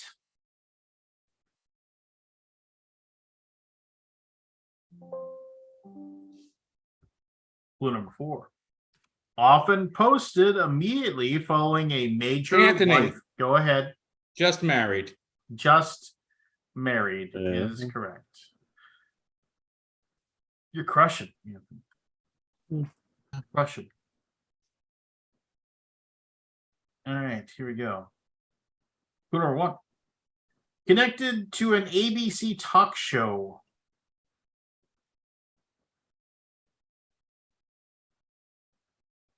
Clue number 2. Was the widow of a fictional sports franchise owner in 1998.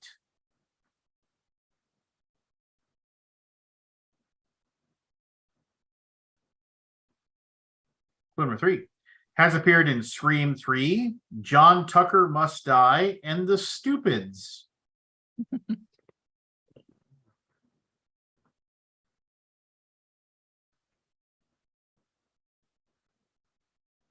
Number 4 has a noteworthy connection to vaccines. Why can't I remember her name? Oh, Aldi. Aldi. Jenny McCarthy. We would have also accepted Jennifer McCarthy. Oh, I know her as Jenny. Yeah. Oh, well, good for you. Singled Out. Remember that? Yeah. Oh my God, I watch that show like every day. So crazy.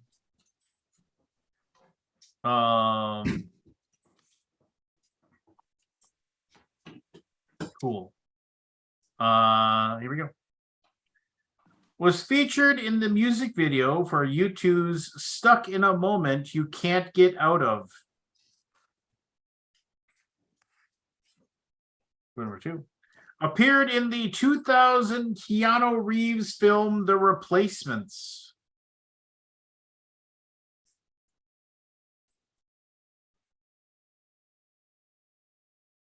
Number 3. Does not appear on airplanes.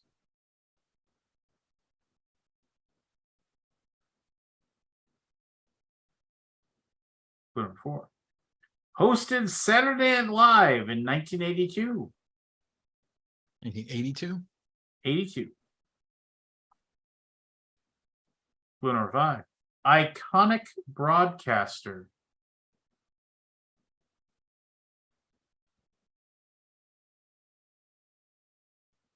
Final clue. Is famously attached to an enormously popular sports video game. Barry. 5, Madden. 4. John 3. Madden. Well, okay, we got there. John Madden. Oh, quick, we lost Anthony. We lost Anthony. There's 2 left. With these last 2, we'll make them both worth 5 points. Okay, here we go. Clue number 1. Was a CIA analyst in 2008.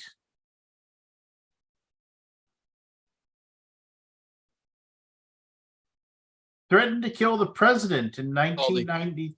Go ahead. John Malkovich. John he beat me to a Malkovich. What was 5 the CIA points. analyst one? I don't know that one. Red. Yeah, that's Wasn't right, it? Red. Yeah, Never Red. saw that.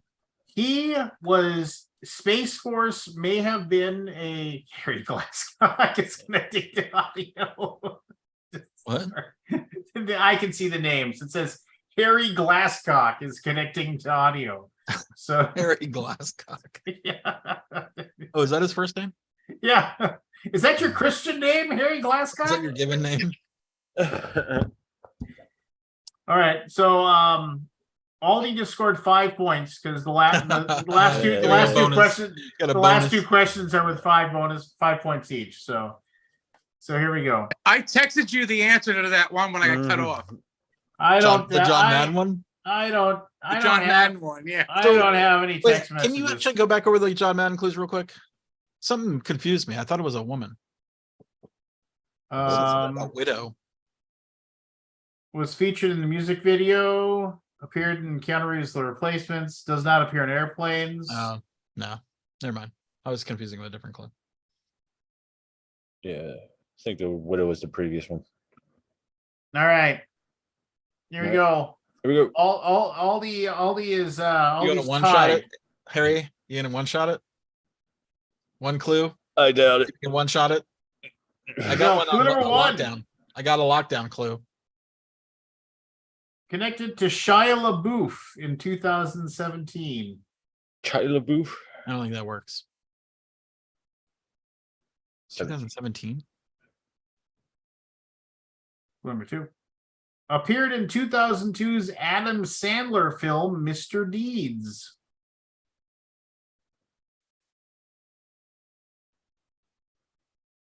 I have a shot. No, I'm not gonna waste it though. Number 3. Has appeared in a Lonely Island digital short on Saturday Night Live.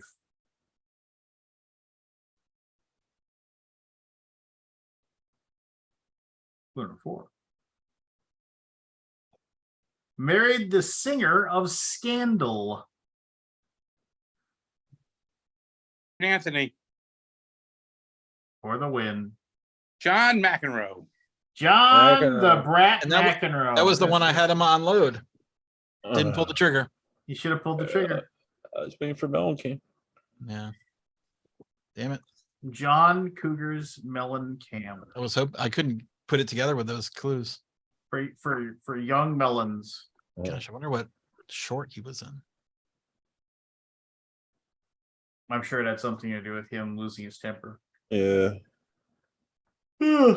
He was on the broadcast with on the Monday Night Football broadcast because he's a Jets fan. He's a Jets fan. Somebody, we were talking about those Malamars. Somebody last time we played D&D brought the mega stuffed Oreos to my house, which was basically like three, instead of double stuff, it's like triple, it's like triple stuff. So it's like, Wow. and they were horrible. Really? The Were they the most stuffed ones? I don't know. Jen doesn't like them either. It was too much. It was like the double stuff, in my opinion, is the perfect. Yeah, that's how Jen feels. But that triple stuff was garbage. You heard it here first, folks. I need it. You hate it? I need it. You need it? I noticed what that does to my stomach lately, them Oreos. Turns my poo black.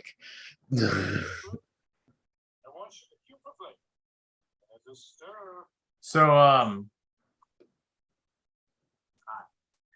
did you see that Forrest is now doing frosted sugar cookie coffee? Oh, Jesus Christ. He's just What doing is it? anything he possibly can to try to good for him. Build up his views, Build up his views. subscribers. Yep. Good for him. I hope he gets a million. I mean, I feel like he could. Oh, whatever. He won't listen to me. No, he never will. No, why would he? Well, no, you can't suggest to him anything that takes effort or work. I would just say do TikToks. He would get more views and followers 100%. His content is made for that. Not Yeah. me. Yeah. I mean, although I guess whatever this Ajax thing he wrote or whatever, what was it? The declogger that didn't work. Yeah, the declogger. What was it? The drain cleaner. Mm-hmm. Yeah. But Forest. all right, well, Forrest ain't showing up, so I want to open up the discussion on something Okay. that is making the rounds a bit. Oh yeah, I've got something too. Maybe the same thing. It probably is the same thing. I'm going to guess it. I think it is. I Does it think have it two is, too. initials? AI. Yes, it does. Oh, okay. I read your mind. So That's so discussed. if you go onto the intranets, Who the hell's Mr. and Initials? then I don't know who is the Mr. Initials. Who's this guy that's coming in Mr. here? Initials. Could be a Oh, girl. someone just joined. I don't know. Okay, who is this? Who is this human? Who is Mr. this? Initials. Who is this? It's gonna be Evan. Evan. Yeah, I was Evan? thinking. Evan. Maybe. That's my guess. I Yeah. don't know.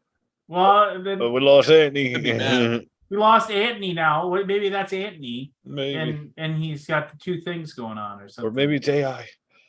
Maybe it is. Maybe they're always listening. So it is. Schultz. Who's Mm. Mr. What's Initials? up? So you. Oh, that's Mr. Initials. Yes. Anthony So- in disguise.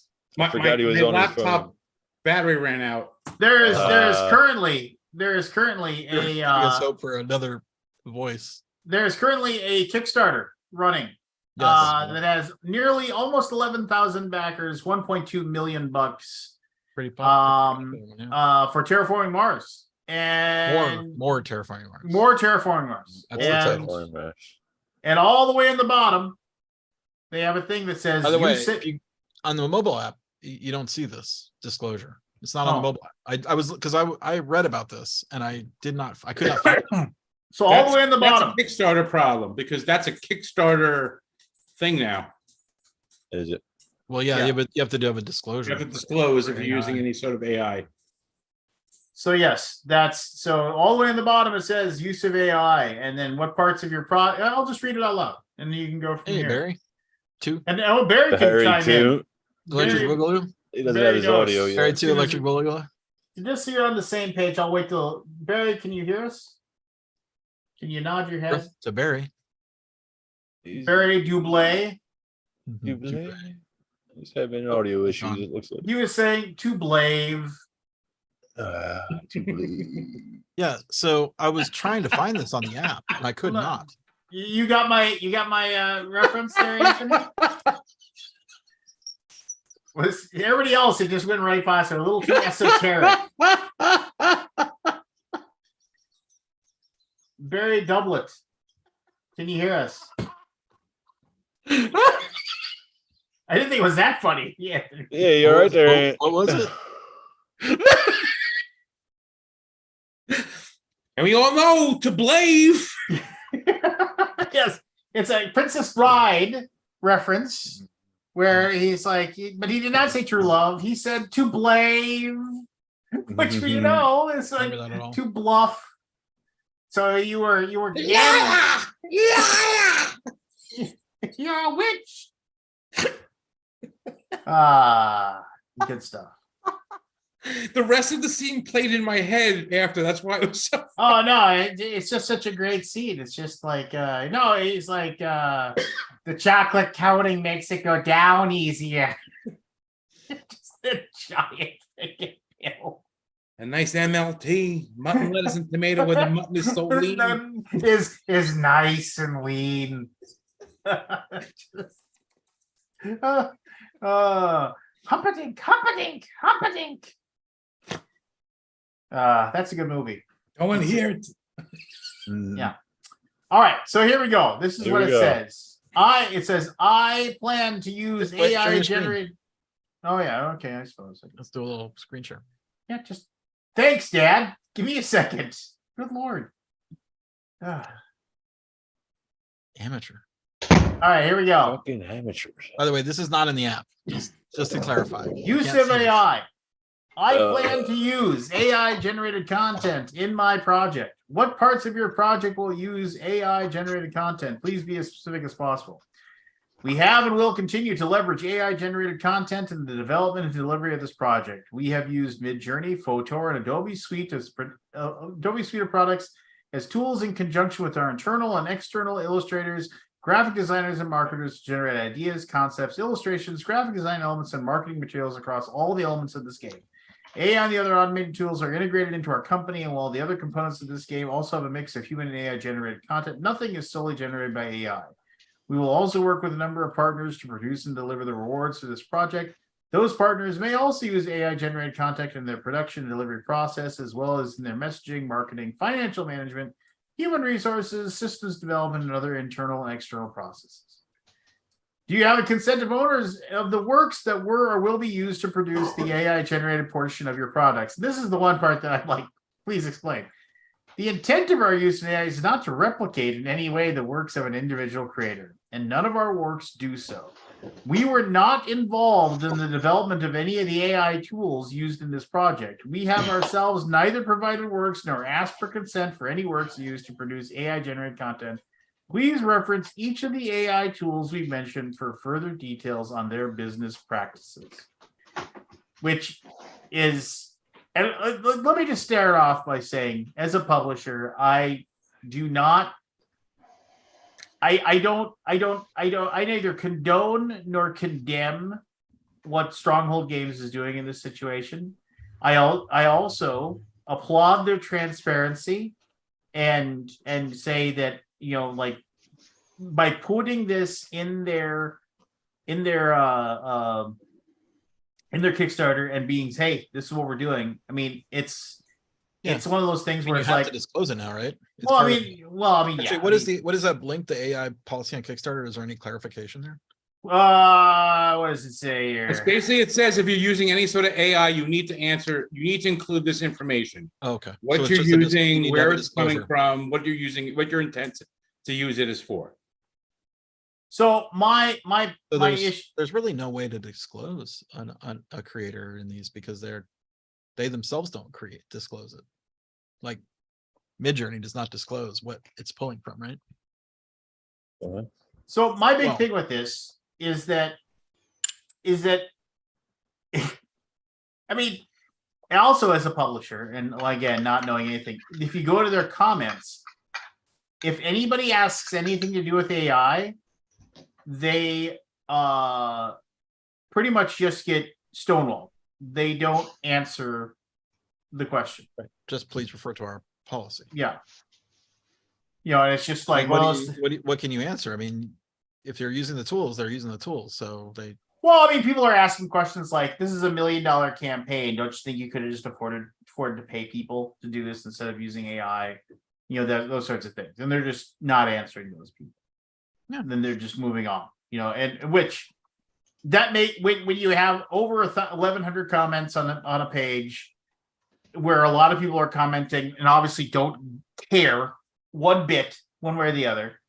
And also you've got over $1 million, you could afford to just not respond to that. Now, if this was somebody who, you know, I mean, like a small, like campaign where they had $8,000 and somebody was like saying, "Hey, you know, that was like the only 4 comments you had on there were asking about AI." I mean, that would be a way different, right? I mean, I don't know. I mean, it's on one half. Yeah, I think the market has proven that it doesn't really matter. Yeah, I mean, that's what it says. I mean, here's the thing. The disclosure is very hard to find. It's at the bottom of the list. Well, that is by design on Kickstarter. I know, but like, yeah, well, it also doesn't help to find it because they have 47 different pledge levels. Yeah, sure. Well, but no, there's tabs on the left-hand side. Correct? Yeah, and you can just click on that if you want to. I mean, yeah. you can just go, or you have to scroll all the way through it. Is it it's basically a jump table. Yeah. Yeah, it's just a weird. I think it's just I don't know. But really isn't Ultima AI? What's that AI in board games? Ultima. Automatic, yeah. I don't know. I'm not really sure what to think. Early days, mate. So early days. Here's the thing, Lance. I'm not surprised. Looking more at the first statement, not as much as the second statement, and I've read some of the comments in there included, and we're not going to know exactly what it is anyway, because if you read it and the stuff that you go through it, it says they use those tools to generate ideas. Now they may take the idea and someone, one of their ideas draws a little cloud in the corner. That's all they did to it. That's different. Like, you're not going to know what's different about it. You don't know what parameters they put in. So maybe an artist does take the AI and then makes a work derived from the AI. Well, it's okay. So here, I'll give an example. Does it say ideas or does it say artwork? Somewhere in there, it says that they use the thing to generate ideas also. Okay. Artwork and stuff. Because at the end of the day, what they're saying in the first part in that big sentence is the fact that they're not just generating it and just throwing it on a card and saying, "Here's the card art." Their in-house artist people are doing something with it. Again, whether it's just cropping it or recoloring it or whatever. Or using it for inspiration. Right. So, I mean, so here's the question. I'm going to go back in time. So what makes, I'm not saying it's right or wrong. I'm not saying that. What makes it different than the controversy that was a few years ago about the art in Scythe? What was the concept? Where the artist took actual photographs and painted over them and then added in the other elements. Yeah, they took a photograph, altered it. Right. With an overlay. Correct. And painted in the stuff that wasn't there. Obviously, there wasn't a big mech walking through, the countryside in that picture originally. But we don't know exactly what they're doing. Again, if they're just having it spit out and put it up there, there's an issue with that. But what I find funny about the whole situation is how people are like, "Oh, I don't want AI to create art. I want AI to do things like my taxes." I'm like, well, then so accountants can be out of work, but artists can't. Yeah, there's a lot of. Here's another thing. Like, Gosh, I don't know where I heard this. You know, when you do a gradient in Photoshop, that's Mhm. AI. It's not AI, but it's a computer calculating all the colors in between. Yeah. Is a computer creating those colors? Technically, yes. Is that an extension? Is AI an extension of that? Well, Of a no, gradient? no, because that is using a tool that you could do yourself if you took the time to make all And the painted gradient. every level of the What, gradient. what these programs are doing is taking, say we were all artists, it's taking all of our collective art that they have acquired. And when you ask for something, they're like, oh, well, Lance's art is in that style, but Anthony drew a picture of this panda that we want. So let's just remove Anthony's panda, the shape it's in, and put it in Lance's style. It's Right. I mean, again, okay. they're not taking someone's art, they're taking someone's artistic ability, is what the AI does. What my issue with this, that's, like, I don't know, maybe it's good, but I mean, people have been copying each other's art constantly. The only thing that AI does is basically makes it really, really easy and quick to do. I mean, that's what it does. It's just, type in a thing and you get it back in 5 minutes or less. Because you can go to somebody and say, I want my cover art to look like this, and that person can replicate that. And they can go and Human can replicate that. Yeah, I can point to a piece of art and say, I want it to look like that. And then We do that all the time. Yeah. We do that all the time. The only difference is, People, I mean, I'm just saying, as a generic one. Yeah, the only difference there is that one just basically is completely taking out the human element and it's super fast, and the other is like, I mean, and I guess technically, if like you went and painted somebody, like painted exactly like somebody, maybe they'd have some sort of legal discourse where they'd say, look, you're just completely just copying what I do and trying to sell it. This is garbage. But how do you, but I mean, I don't know. I'm not an artist. I don't know how, if you can do something as far as with art goes. I don't know if you can, I don't think you can. I don't think you can trademark the style of art. No, I mean, Yeah, it's obviously a touchy subject because, well, I mean, there's several conversations on Facebook about it, and people are Right. saying, and I'm I guessing don't like just- this. I think this sucks. And And I'm everybody's guessing saying, just the disclosure of it is not enough, right? I mean, it's a very basic disclosure, which, well, and it's just, but the thing about it is that it's like, it's one of those things where, I'll be right back. yeah, people are like, well, this is garbage or whatever, and then, and then people are like, well, yeah, but I mean, people want their terraforming Mars, so, and he just, I don't know. I mean, honestly, it's just like, I mean, what do you want to do? I mean, it's just like, I mean, I guess you could post and I guess scream until you're. The big thing is that people are like, well, vote with your wallet, and then, well, but the problem with voting with your wallet is that there's 11,000 people that are voting with their wallet, and people are, they are people that don't like it can't go in there and remove the money, right? And it's just like, and so the mob is spoken. As long as it's something that we actually want, we're gonna be all for it. And this goes to everything that I've ever said. Our level of acceptance for things that we feel are garbage is like is directly inversely proportional to how much we want it. Yeah. It's like, well, I don't like this, and also they're doing something I hate, so I'm going to say this sucks. I'm like, oh, I really want that thing. Well, I mean, I can see why in this situation it's warranted, and that's why I'm not being really upset about this right now. I don't know. And the bottom line is that, I mean, you like all the sayings in the world, you can't put the genie back in the bottle. You can't alter things. You are, what are you laughing about? I mean, it's just, Oh, I just thought of another analogy for not putting the genie back in the bottle. Like, Well, no, I mean the AI is out. I mean, PG still Barry. you can't stop it anymore. PG, It's just- sorry. yeah, I mean, it's just you can't. It's over. It's done. I mean, it's out, and people are going to use it, and you can't stop it. Mhm.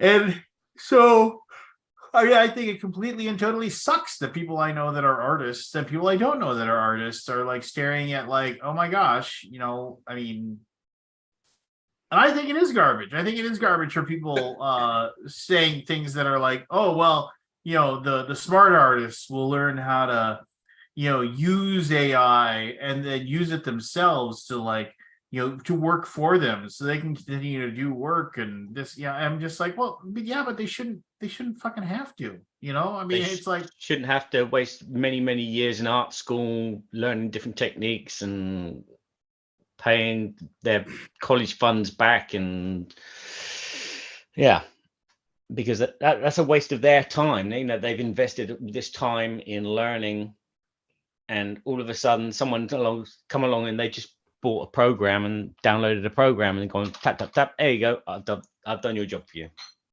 It's like machines replacing humans again. well, I am all for Forever machines automating things and making things easier for humans, as long as along the same route we are then like saying, well, now we don't have to have humans do all these crummy jobs, and so let's go ahead and elevate the common life of the common human as well and say, well, we no longer need you to be a checkout clerk because people can check their own groceries or whatever, any automation, right?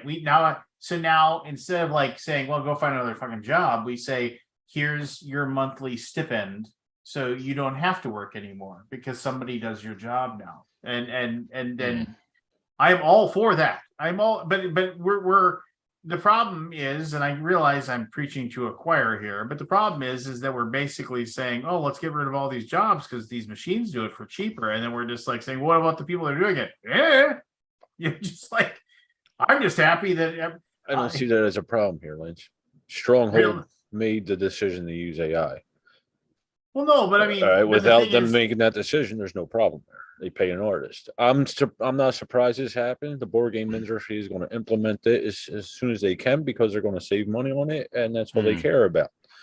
You know, Stronghold is just the first one to do this. Well, also, there's been that we know of. There have been other Kickstarter campaigns where people have said, "Hey, these people are using AI art," and they pointed to them, but they weren't $1 million campaigns, right? And that's the thing. They couldn't let the guy who couldn't afford to hire artists to do, or would have hired artists to do a really crappy job, kind of like the artwork in the original Terraforming Mars game. But not anything else. But my point is that this is a big problem because they're going to get away with doing it, and everyone else is going to say, "Hey, this is the new norm." Well, and I don't mean everybody, but I'm just saying there's going to be another big company that's going to go and say, and by big I mean relatively big in the space that we're discussing here. Well, if video games start doing it, then what? I mean, you know, that's the bigger.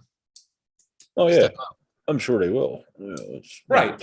And here's the other thing. They're not. So the people who are complaining about it, and rightfully so, okay, are all different people in the industry too, consumers, designers, etc., etc. Okay, so are you going to step up and say to, okay, I'm designer Joe, designer guy, and someone wants to sign my game? Am I going to sit there and go, well, I want in my contract that no AI art will be used in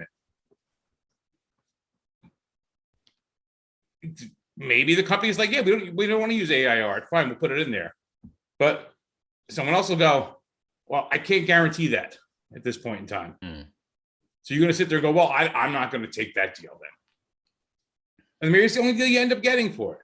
Like at some point, everybody's morals and high standings get questioned. And you're not a horrible person if you end up signing and the game company puts AI art on it. Yes, you would love for someone to, like, again, I use the self-checkout, and people are like, don't use the self-checkout. I'm like, well, some places that's my only option because there is nobody else there. But I sit there and I'm like, oh, yeah, you know, the whole thing when like McDonald's got the kiosks, everyone was like, but right before that, everyone was like, oh, people should get paid more money. I'm like, well, I can pay a guy one time to make the machine and program it for me, and it costs me less. So yeah, we'll raise the salary, but we'll have less people. I mean, that's what happens. There's a cause and effect for everything. Yeah. You know, you're going to have these things here where you have to go and say, okay, this is what it is. How strong of a stance am I taking? Because I know there's people who have voiced a strong opinion on it. And they're part of the 8,000 and some odd backers that are on this thing. Because they have to have more terraforming Mars. Mm-hmm. What he said. But so here, I'll just ask, what is the difference if like it's one of those things where you hired an artist to basically replicate somebody else's art and do it? I mean, is that and not like, hey, use your creativity and replicate this art. I mean, like seriously, just go ahead. I want it to look like Quanchai Moria drew this, but I can't. I don't want to hire Quanchai. But that's what they did with Museum, because Vincent Dutrait could not paint all the images, so they got another artist in to help him, and they did art in the same game, which looked like Vincent Dutrait. So, so it was art directed by Vincent Dutrait, but it was painted by someone who was not Vincent Dutrait. Well, not all of it. You're right. Majority of it. Yeah, I get it. Yeah, I mean, it's sorry. And that's the way the comic book industry has been for years. Yeah, I mean, yeah, there's inkers and you know. Well, it's not just that. So what's that? What is that? We talked about documentaries before. Have you guys seen the one about the Rocketeer? Okay, film. I'll get the name of it. I'll do it. You have to watch it because it's one of the best documentaries I've ever seen. Okay, I believe you. But it's a lot of insight to the whole why there are so few Rocketeer comics. Oh, okay. Because the guy was such a perfectionist on everything that he could not do like a regular series book. So yeah, I remember, what was it, Chasing Amy, where they were talking about inkers versus the I forget what the term was, the artist, or was it tracers? The line drawing and versus the inking. So you trace. So you trace. Yeah. You're a tracer. Yeah. Oh, I had depth and shadow. Yeah. So you're a tracer. I mean, here's the thing. I think we're basically dinosaurs arguing about the Ice Age coming. Yeah. I think I'm stealing that. Here's a question. Statement. I mean, it's coming. It's not. There's nothing we can do about it. So here's a reverse question. Now you can basically make the moral judgment to not buy a game or whatever. It's not going to stop it, but it won't stop it. I went through this in the union with cashiers. I wanted to make them. This was 15 years ago. They wanted to make get rid of cashiers, put in your slide a card or whatever. We actually went on strike and shut the city down for this. 4 years later, they had them. It's just coming. Yeah.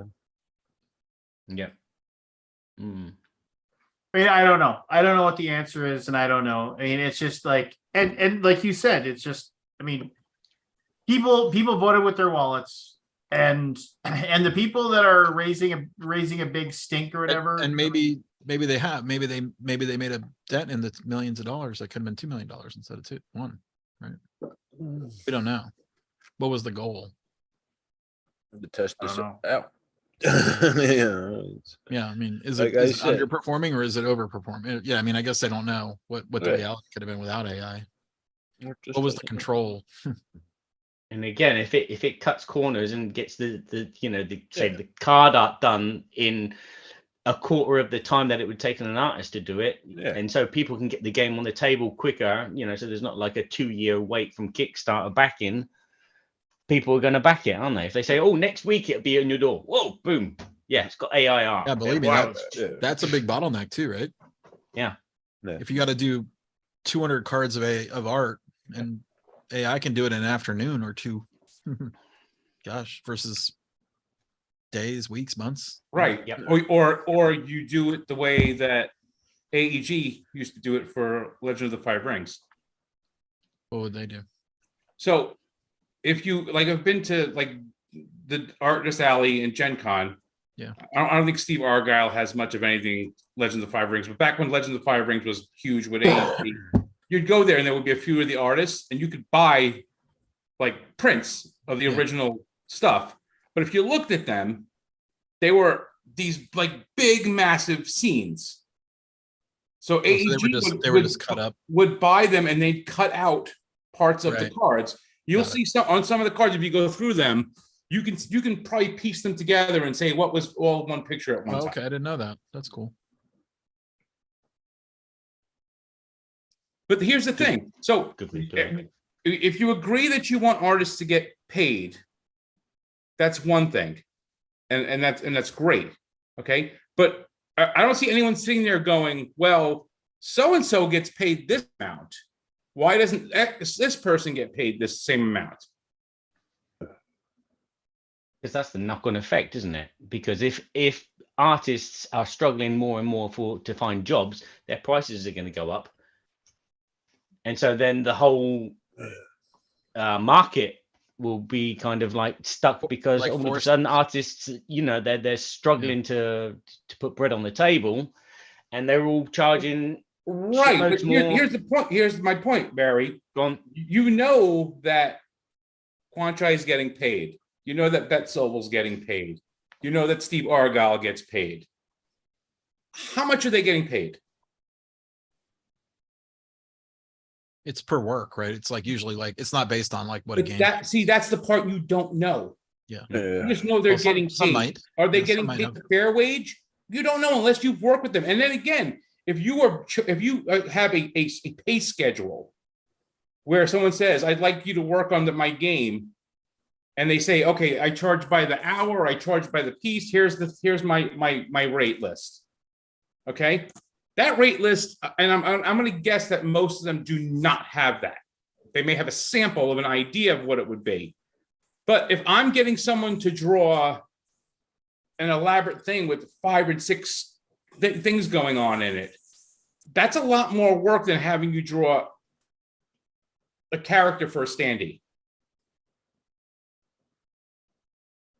And then you have to add in, well, how many revisions do I have to do? Yeah. Obviously, you hire people whose styles you like and you who've been doing it a while, so you can sit there and go, "This is what I want," and they're pretty much going to nail it on the first thing. Maybe you go back and say, "Hey, can we do this in a little orange here instead of the red?" Yeah, okay, boom, boom, boom, that's done. Mm-hmm. But that's the thing is, they're getting paid. Are they getting paid what we would consider a fair thing for what they are? I'm sure there's people who that's the well sought after people who they sit there and they have enough offers that they can sit there and go, "Yeah, nope." But there are other people who do art who don't have everyone knocking on their door. So they're going to turn around and they'll say, "This is what I would charge." And the company goes, "Well, we were looking to pay half of that." And they'll turn around and some of them will take it because what are they going to do? That's the way it is, So again, I'm not faulting anyone for doing anything, but if you have the opportunity to do it, do it. It's the same as when people say, why are these big companies on Kickstarter in the first place? They don't need to be there. They don't, because it's free money. I mean, we know the reason. Yes. Right. And this is a way to save money. Yes. And here's the thing about it.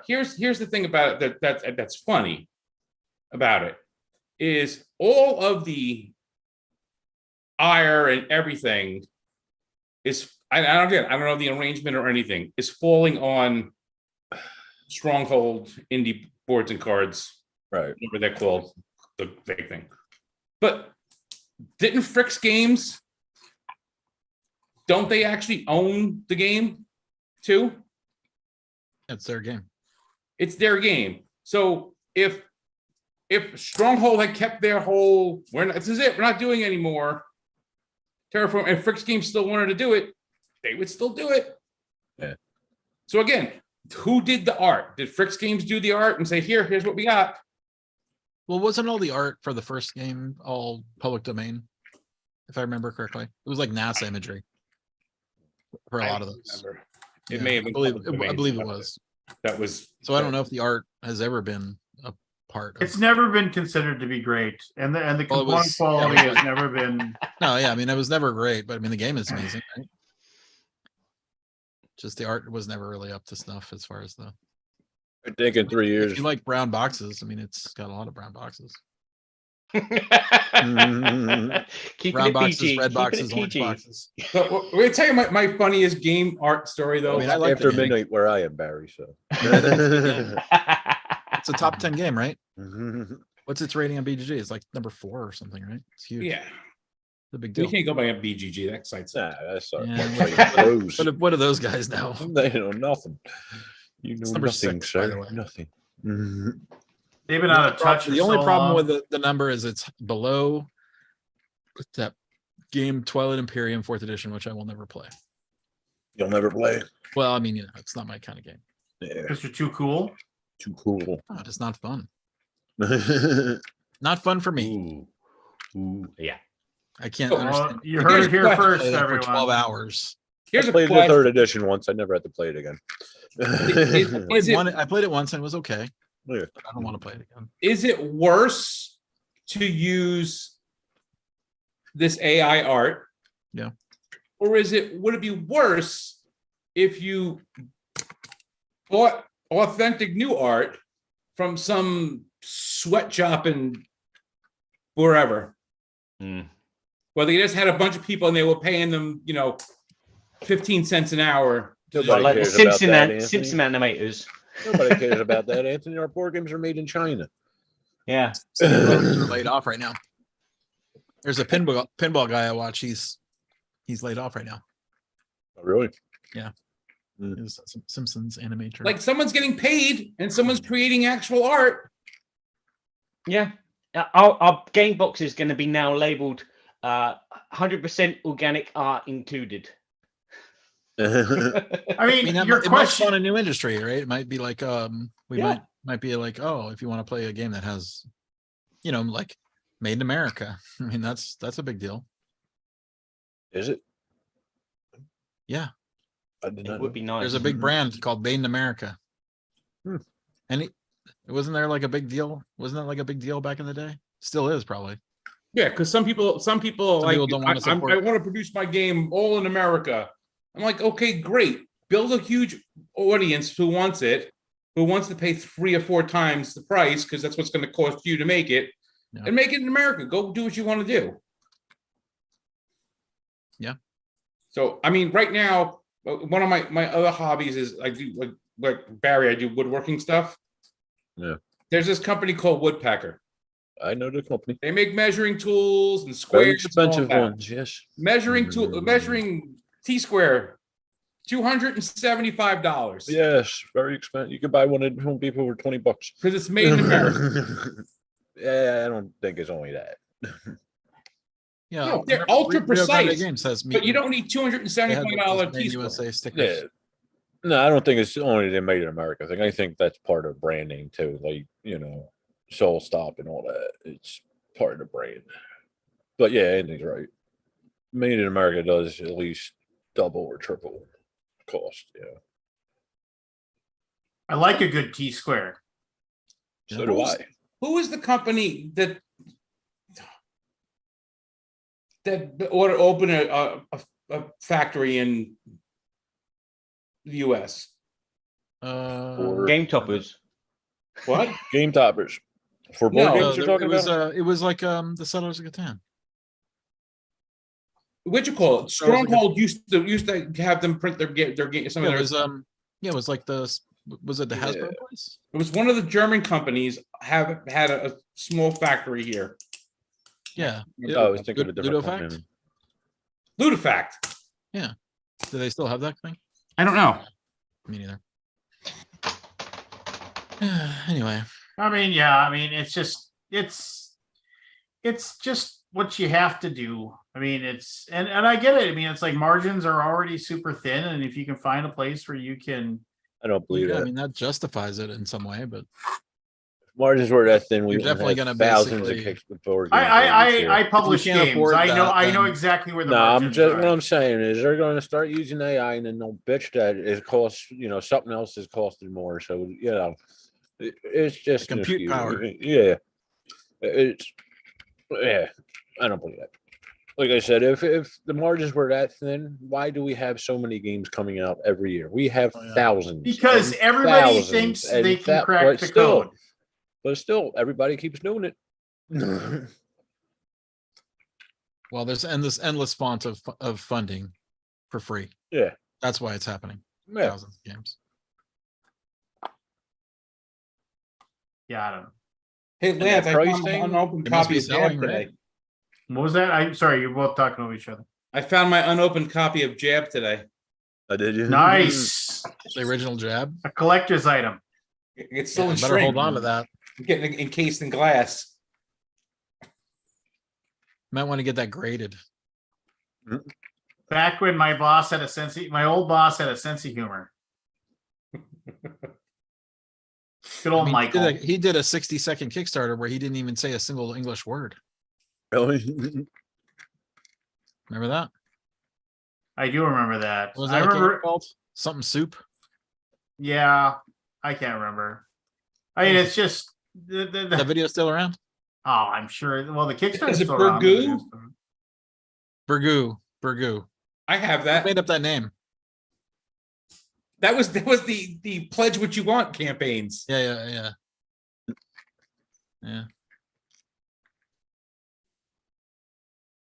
Well, And good for him.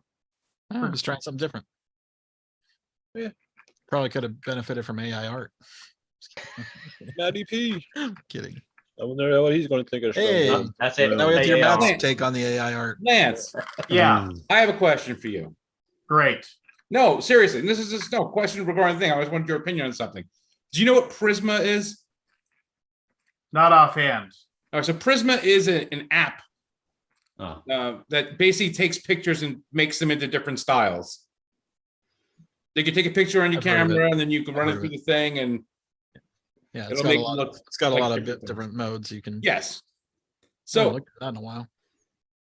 So if you went and took pictures of something, you were creating a game about, I don't know, let's say you're making a game about iron ore smelting, and you happen to be able to go to a foundry and take a picture of one of the big foundry things pouring out.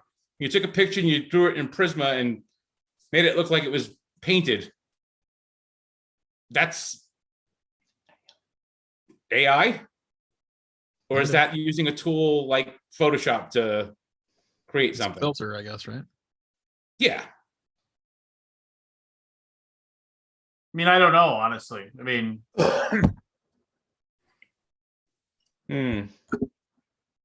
it's a nice thought experiment you're giving us, with that. I mean, just like, By the way, the home screen of Prisma says this now.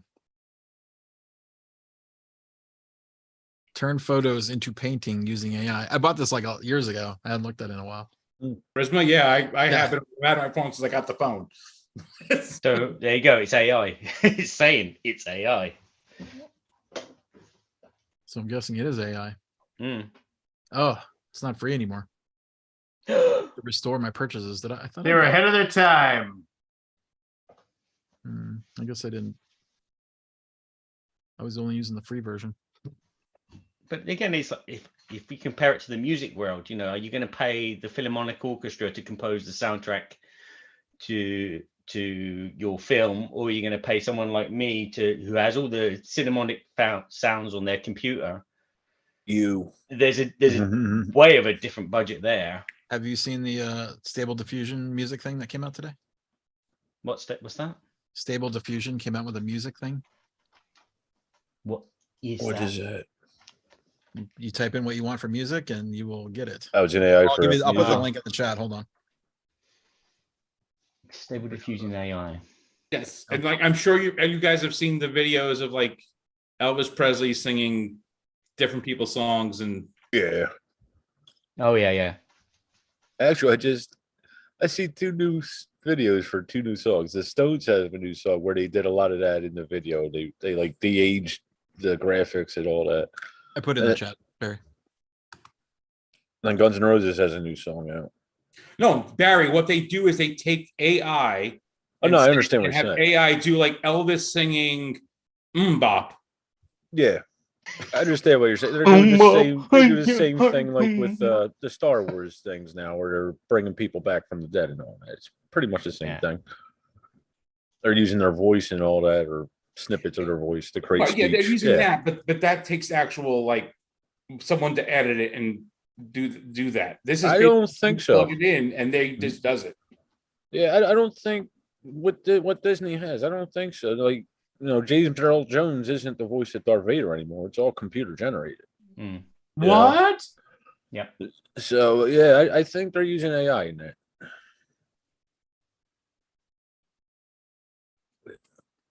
But well, like you said, so far it really hasn't impacted the world, though, has it? AI? I mean, it's the creative end of the world, but I mean, like, has it, like, everyday people type thing? Has it really impacted that? No, but nor is smashing atoms. We've been smashing atoms together for a long time. That hasn't really affected the world, has it? No. Did you hear about the AI art thing, Matt? From the Terraforming Mars? Yep. You have thoughts? I do. Awesome. Well, we're waiting. It was stupid of them to do it. Stupid. I mean, to do what? You talk to 5 people and you're going to get the temperature of what would happen if you did it. And $1.2 million would happen. yeah, but right or wrong, is that, I mean, I don't know what's going to happen with I don't know what negative press is going to come out of this, but. Well.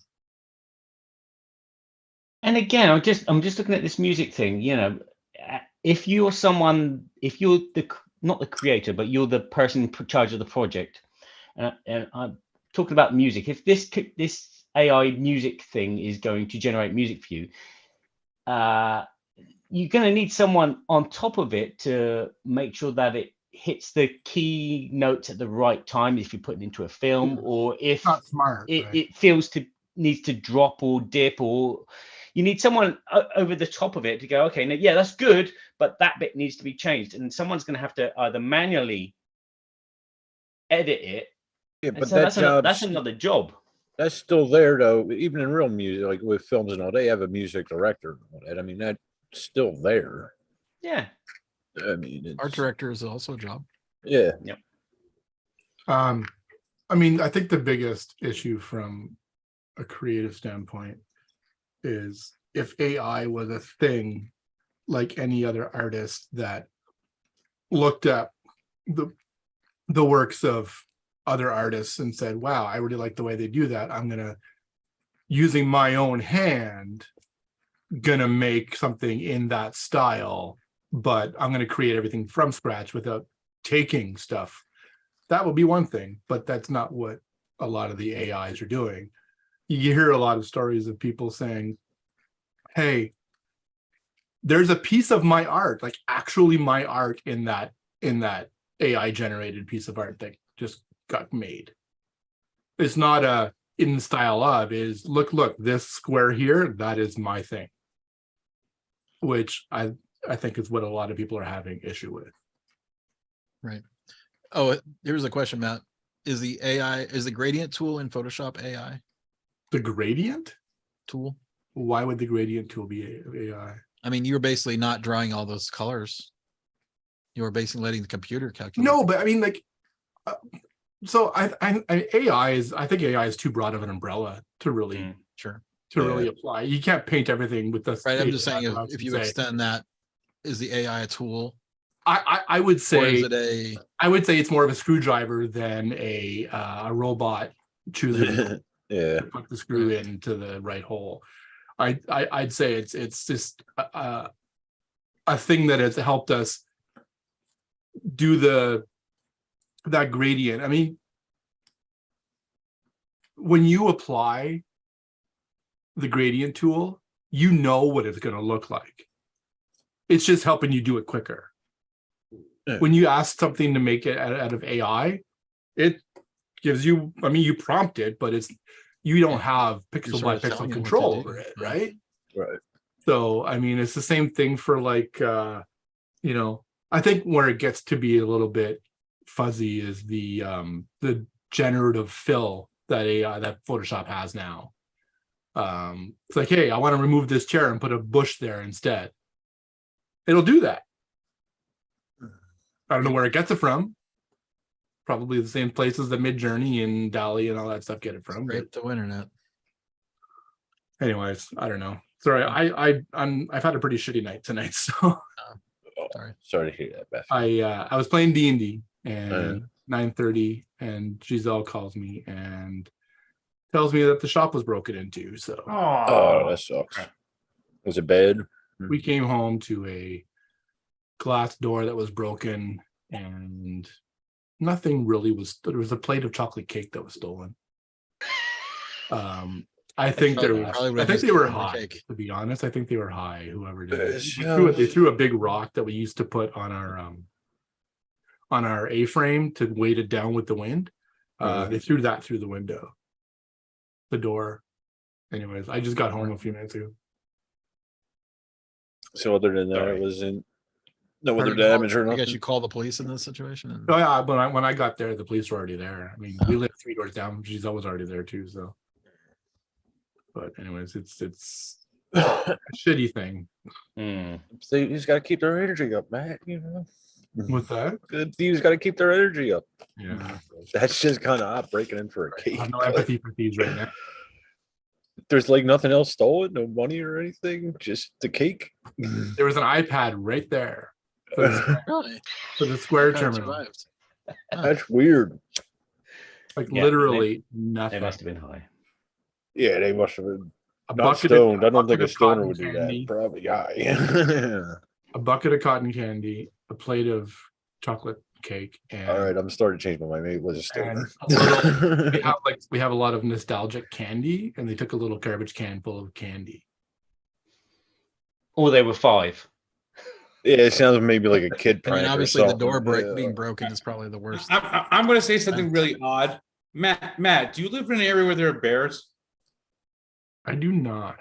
Well, I mean, we might have had one sighting here for the last long time, but I think somebody would notice a bear walking down Ottawa. Yeah, or, raccoons. Yeah, but it wasn't a bear. Just one. No, this is by the choice of what was taken. Right. Like over here, like bears right now are just running rampant because the hibernation season. Yeah, they're ready to get started. Well, they went to wild boars running around Denton today. Really? Yeah. The back door has a They're a deadbolt pest and a knob lock. One of them was undone and the other one wasn't. I guess they couldn't figure out how to. It's so funny because on the door itself, like right in front of the door, it says, you know, there's a little diagram saying this was a route to remind the employees when they leave. It's like this means locked, and they could look at that and say, oh, then this means unlocked, but they didn't understand how to get out. But anyways, it was such a fucking pisser. Luckily, we have an amazing neighborhood. One of our neighbors is a contractor, and he came by literally like an hour later and boarded the whole door up for us, so it's secure. That's cool. Oh, cool. At like 10 o'clock at night. Yeah, that's cool. So I'm driving home. It's 20 to 10. I'm like, is the Home Depot still open? I have to get some supplies. But yeah, fortunately I haven't. But it could have been a lot worse. Yeah. Oh, it's certainly. I mean, I'm just even trash the fucking place. Yeah, that's what I was thinking. if they didn't find what they were looking for and they were sober or whatever it was. I'm just assuming, but anyways. Yeah, they must Not love your cake or something something. we wanted to deal with. Well, anyways, Yeah, that's odd. I mean, I never heard of something like that for a cake. I have. For a cake. Angry Santa. Angry Santa. You should lift the cookies outside. Who's been a bad boy, Bender? I get that reference. Thank you. Kwanzaa bot. Voiced by wasn't it LL Cool J? Cool J, yeah. Yeah. Kwanzaa bot. you know what LL Cool J stands for? Ladies love Cool Ladies love James. Cool James. It's the wrong group to ask. Yeah. Yeah, For apparently. nerds. My brain has just got bigger. Thank you. You did. I called him LJ Cool once in front of my friends, and they never let me live it down. I was like, that LJ Cool guy. They were like, LJ Cool. He I made saw him in history. college. LJ Cool. He looks the same to me. He made history. Did he? Yes. For what? Well, everyone made history. He's the technically. first African American actor to be in a horror movie and survive the entire thing. Oh, yeah. I forgot about Did you that. post that earlier? No. Anthony, did you post it? Nope. Somebody did. I saw it too. Yeah, I saw it on Facebook recently. Oh no, Yeah, no. so Not, he- not that. His agreement to be in that movie was that he couldn't die. That's cool. Because he said, I want to be the first black man in a horror movie to make it all the way through. Was I don't that know, I still was like that his- that- What And movie I was think that? he may have been the only one until nope. Oh, the shark movie. Deep Blue Sea. Yeah, Deep Blue Sea. Yeah, His that's a parrot got horrible eaten, movie. though. His Just trying to parrot think got if Tony eaten. Todd's character lived in Night of the Living Dead. I know that the original Night I of the don't Living think Dead I've ever seen that. he died, but then Tony Todd, I can't remember. Did he make it out? I think they left it open ended. He was down in the basement, and he'd been shot or bitten. Well, he'd been shot, I think, and he went to light a cigarette, and he saw the keys for the truck, which he could have got away with. So it kind of, I can't remember. No, he wasn't the first. No. I'd like to debate that.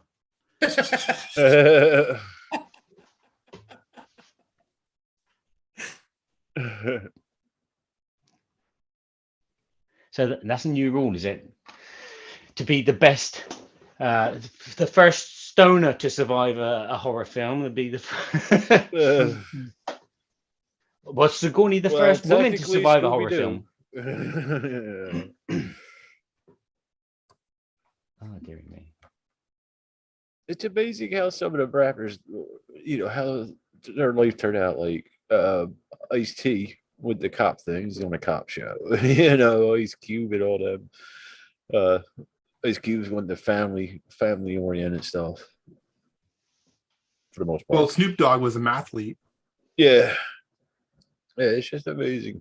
He's like super smart. Yeah, he is. He is. More than I can say for me. What's that? It's more than I can say for me. Yeah. Likewise. Super. Likewise. Are you guys gonna go to Blue Sky? What's that? What is that? That's the Twitter alternative or whatever. Oh, wow. you mean the X alternative? I barely use X or Twitter anyway, so I didn't even know they changed their name. I mean, what's the point? Be like, Yeah. I guess if you're not really using it. And I've always said I should use Twitter more. I've been saying that for like, I don't know. What is this, Matt? Is it an alternative to Twitter? Mm-hmm. Yeah, it's just like the same kind of like platform, it's but like a- people are like, "Fuck Elon Musk." Okay, yeah. But you Well, have to get and invited, Barry. Oh, Yeah, you need an invited. invitation. So no chance. Sorry, dude. Oh, it's okay. No, it's just the codes. If you get an account, you get codes every like week. Every 2 weeks you get codes. Yeah, something like that. I And you never give 'em away. keep Yeah, up with actually, I might that. have codes to give if anybody wants a code. I was watching Yeah, I the have 2 Critical codes. Role folks play Queen by Midnight last night on Twitch. And it was so weird. They had slow mode on the chat stream where you could only post a comment every 3 minutes. Oh boy, That's So they usually could keep because up with it, they've been Matt. hammered with how many Oh. people were there? How many people were there? 5,000, Well, that's Well, why.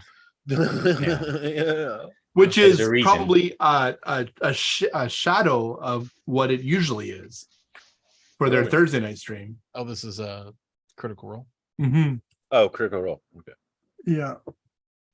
It's so crazy how that got so popular. I don't How understand. what? It got so popular. Yeah. It's not for me. Yeah, me either. I watched 1 or 2. But I'm not their not gonna first yuck anybody's yum. their first campaign was really good. Like you could watch it and it was, this shy of watching a dramatic television show. Ooh, listening to a dramatic Well, radio no, I show. mean you even get like the expressions of the people at the table, Yeah. right? And It's like watching a play, sort of. almost there. Do It they was not break character for it? Do they? It Break was character? very immersive. Okay. I found.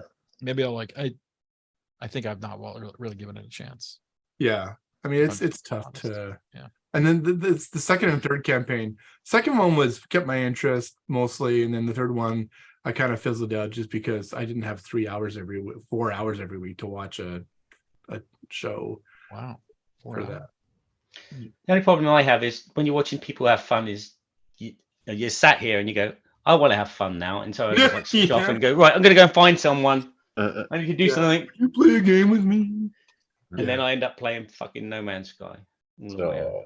So, why don't you play Starfield? Didn't they just come up Because with I a don't have an expansion? Xbox. I'm And still don't waiting want for one. Baldur's PC Gate as well. 3 to come out for Mac. Oh, I played it on my Mac because I got a key from my buddy. Played it for 45 hours, and then I was telling him like, "Yeah, I'm fighting this boss that turns invisible, and I tried to fairy fire her, and it didn't work. She just ended up turning invisible anyways." He's like, "Oh, that shouldn't happen." I said, "Yeah." I said, "Oh, and it says like early access edition." Like, "Oh, yeah." You're not actually playing the retail version, he said. He's like, and I have some more bad news for you. So what's that? It's like your save game isn't going to carry over.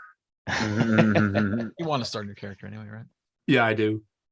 I played the Ranger. I played basically Drizzed. Vance didn't think the game's that good.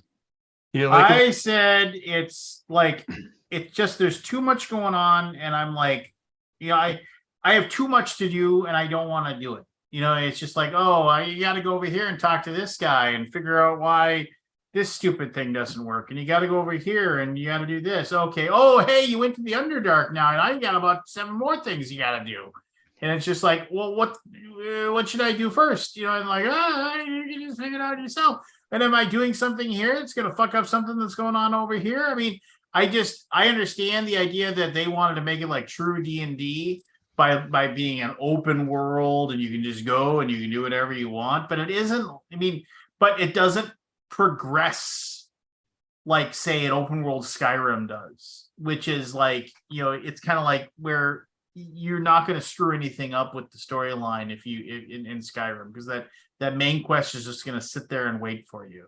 And in this one you have to. It's like, oh well, you might it's like.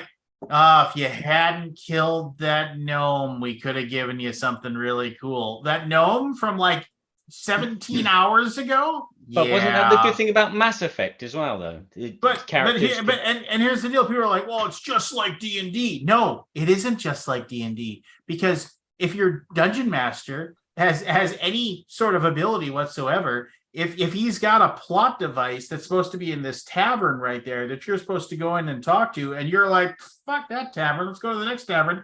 That NPC just goes to that next tavern. He's waiting for you. He's right there. Because you don't know any better when you're playing the damn game. I don't know.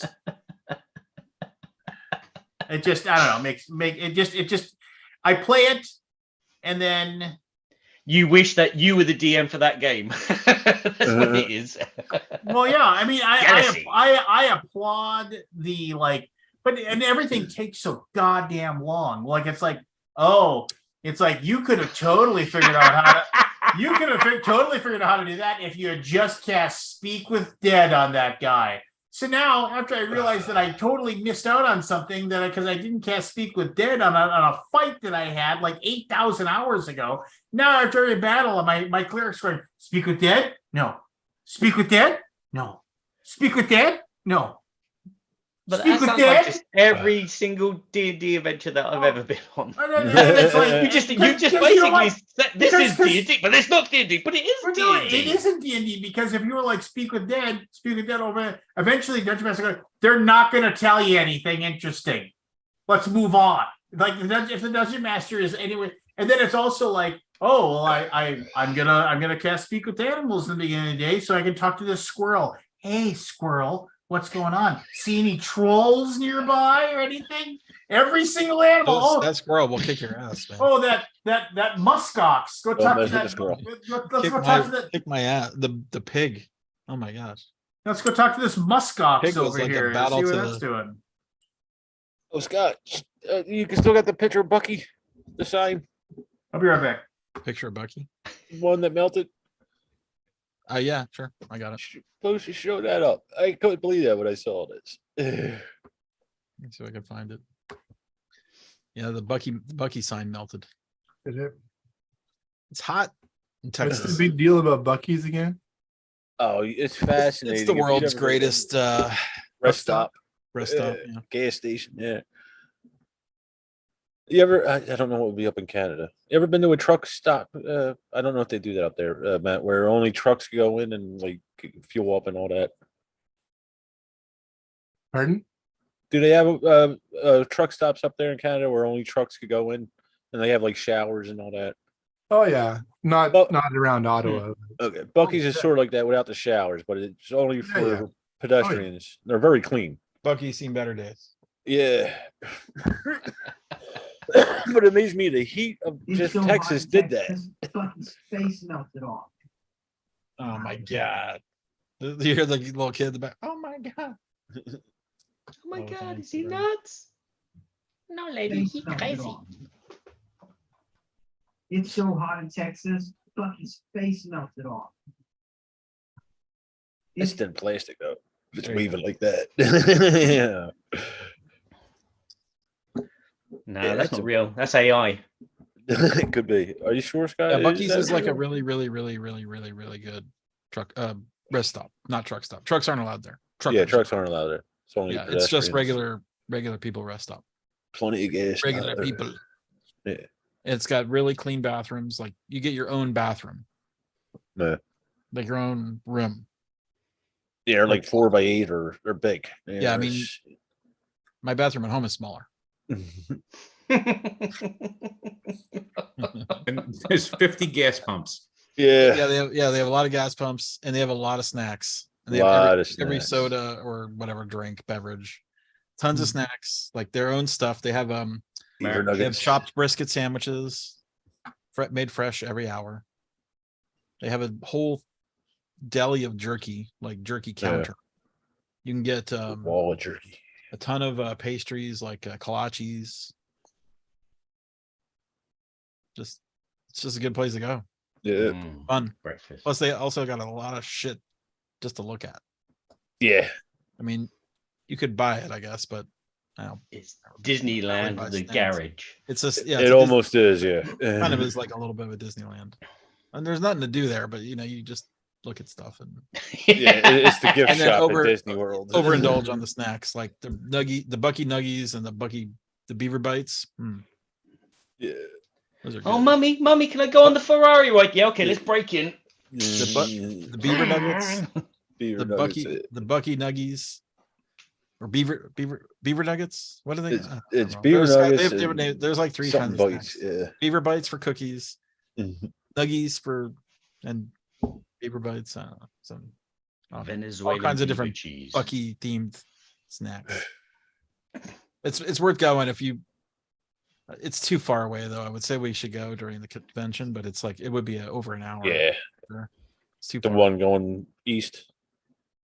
Yeah, they're an Yeah. hour in every direction, Yeah. unfortunately, from Taos. Yeah, and they're regional. Well, they started in Dallas, but they're pretty much in the south now. Pretty, the southeast. Yeah, here and there. Yeah. I wish there was one closer to town. They tried building one in North Carolina. Did they? Did it work out? And they got shut down. Yeah, I figured that was going to happen. Because where they wanted to build it, there are like 3 like small rivers that run right next to it. And the townspeople all got together and petitioned the state saying that if there's a gasoline leak, all of this water is basically destroyed. That's a valid concern, right? They actually built a road, named it Bucky's Drive in Denton. Like there's an exit created for the Bucky's in Denton. Yeah, it surprised me. Exit did not exist. It does now. Now it does. I mean, it's like when you drive in, it's like you're pulling up at Disney World. When you go to Disney World, and it's like I get a train through the parking lot. Yeah, it's not that big. I'm kidding. No, this one's huge. The one in Denton is huge. The one in Denton is really the one to go to, but it's probably an hour. Yeah, I'll have to look. I'll have to look at the timing. If it's under 45 minutes, maybe it's worth going. Because it'd be like a 2-hour, 3-hour thing.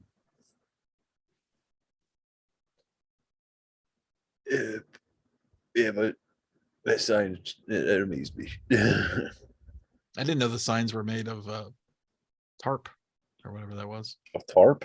Are they really? Like, well, it was did you not see? They're thin plastic. I didn't think they were that thin, but yeah. You weren't paying attention? Not really. I've closed the window. I posted in the the group. Yeah.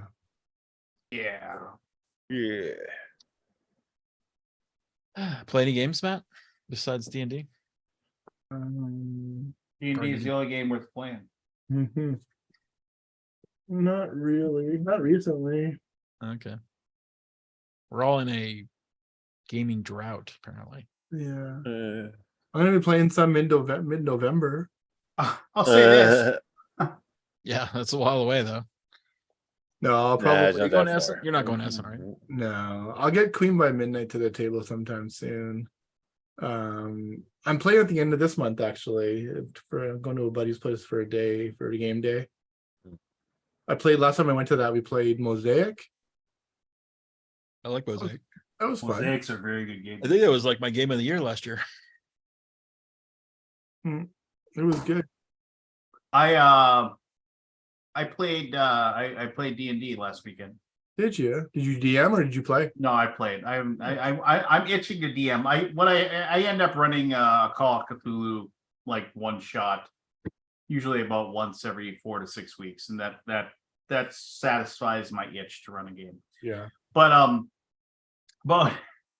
don't know if I was just I wasn't feeling 100%, but I was in a bad mood. But I got into like there was just nothing going on, and I was checking my fantasy football team and my team and on my phone, and one of my guys I play with, like he got something wrong with like we were fighting some werewolves or something, and he was like, "Hey, it's your turn." I was like, "No, it isn't my turn. I'm after them in initiative." "No, you're up." And I was like, "No, I'm not." And then he was like, "No, it's your turn." And I was just like, "Dude, it's like it's not my turn. It's like you go before me in initiative." And he's like, "No, because you're not paying attention. You're on your phone the entire time." And I was like, "Okay, motherfucker. It's like you're always on your phone. Your wife texts you constantly." So I mean, I was like, I was losing my mind. I was like, "Dude, don't even talk about being on the phone." And I was just like, I don't know why he was like just picking a fight. He was just yeah. And so I was just sitting there and I was like, goblin mode. Yeah. And then he was like, "Oh yeah. It's like, I don't have a phone. My phone's over there. It's silenced. It's over there." And I was just like, "Okay, cool, whatever." And then the DM finally spoke up. It's like, "Actually, yeah, he's after the werewolves. And actually, we're waiting on you.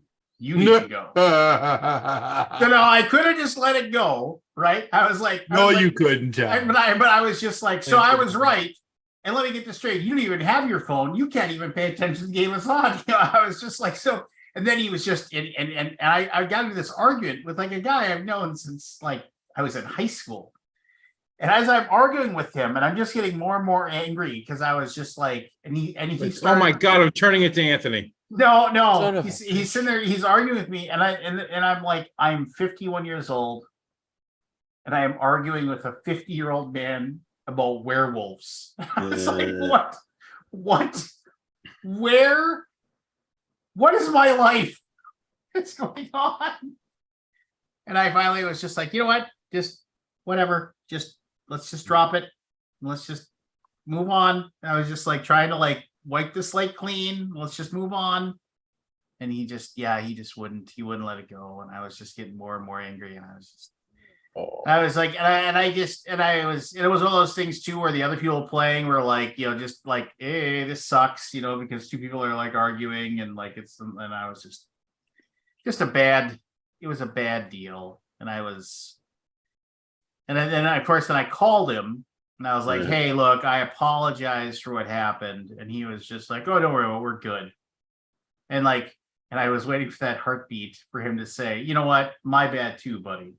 But he was just like, yeah, I don't know, man. I don't know what was bugging you last night, but you need to work on that if we're going to be. I was just like, I'll talk to you later. I have a D&D grievance. Oh, go. So last night I needed to get to bed, but I'm like, I'm DMing tomorrow night, and they're in this area that has a dozen possible things that they can do. Each one of them has maps associated with it. So, okay, I print out 14 maps in a tiled thing, so I have to go to work in the morning, cut them and tape them together. That sounds hideous. It wasn't too bad. I think the whole thing all told was like an hour and a half, maybe an hour actually, because I used we have a rotary cutter at work.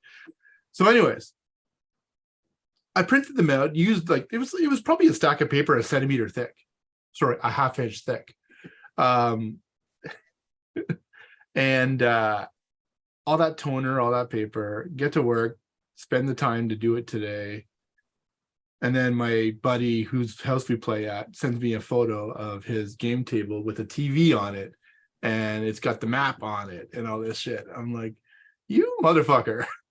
I mean, cool, great, but I just spent all this time working on this stuff, and so I can be prepared. Anyways. Yeah, I mean, that sounds like you said it took you an hour and a half. That's like an hour and 20 minutes more prep I ever do for a D&D session. Well, the maps are kind of cool, right? Fly by the seat of your pants, baby. Okay, I remember, like, you know, it's all about these 1-inch grid maps now, right? But I remember when I was playing first edition, we would draw the bar, which was basically about a little square about this big, and I'm that little dot right there with an M beside it. Well, so you're all about the grids and the maps, huh? Well, if you go to Next Level Miniatures, Next Level Encounters, you can. You're all in packages. You'll be able to get the game mats for the Next Level Encounters and the adventures written by Lance Meister. Next Level Encounters. Who? What is it called?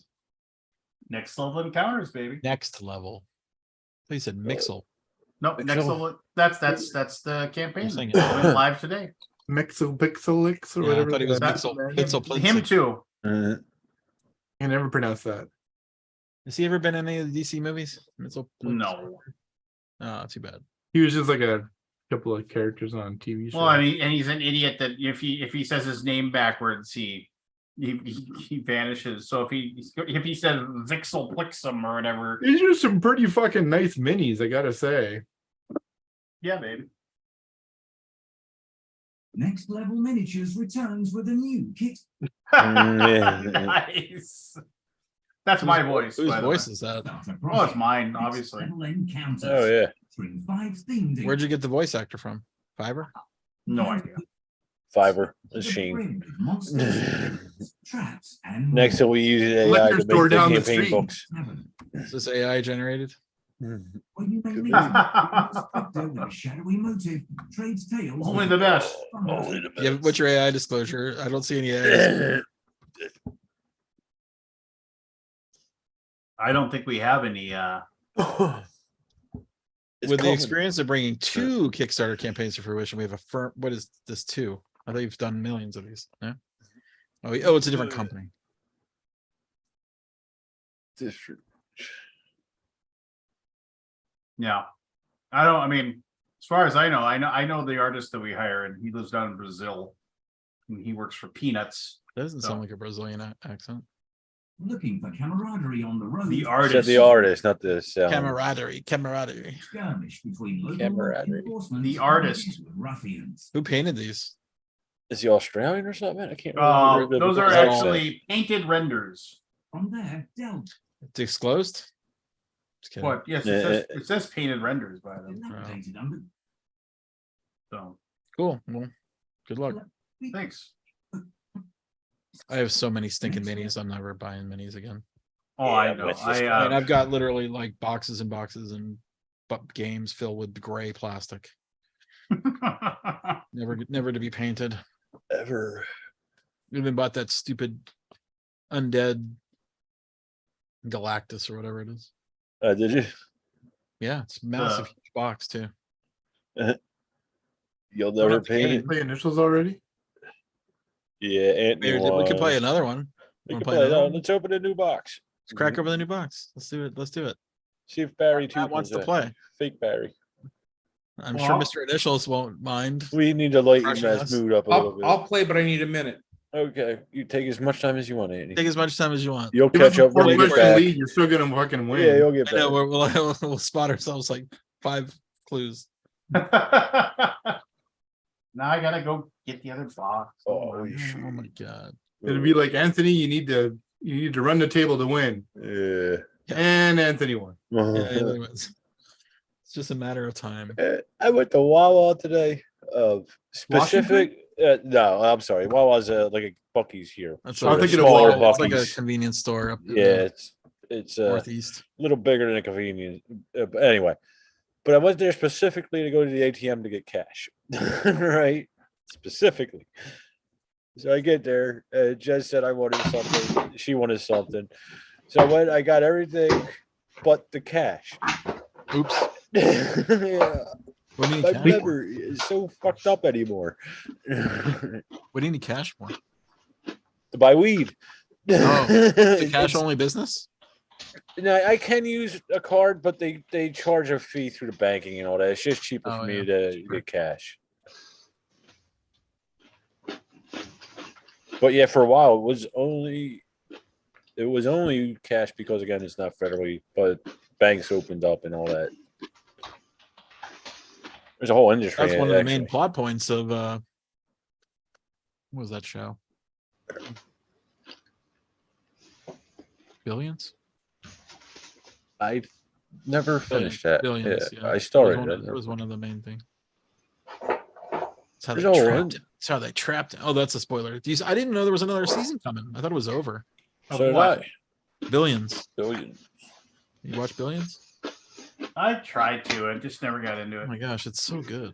I like the guy. I can't remember his name. He's in, I think him Uh-huh. as an actor. Is that the bear can? Eh.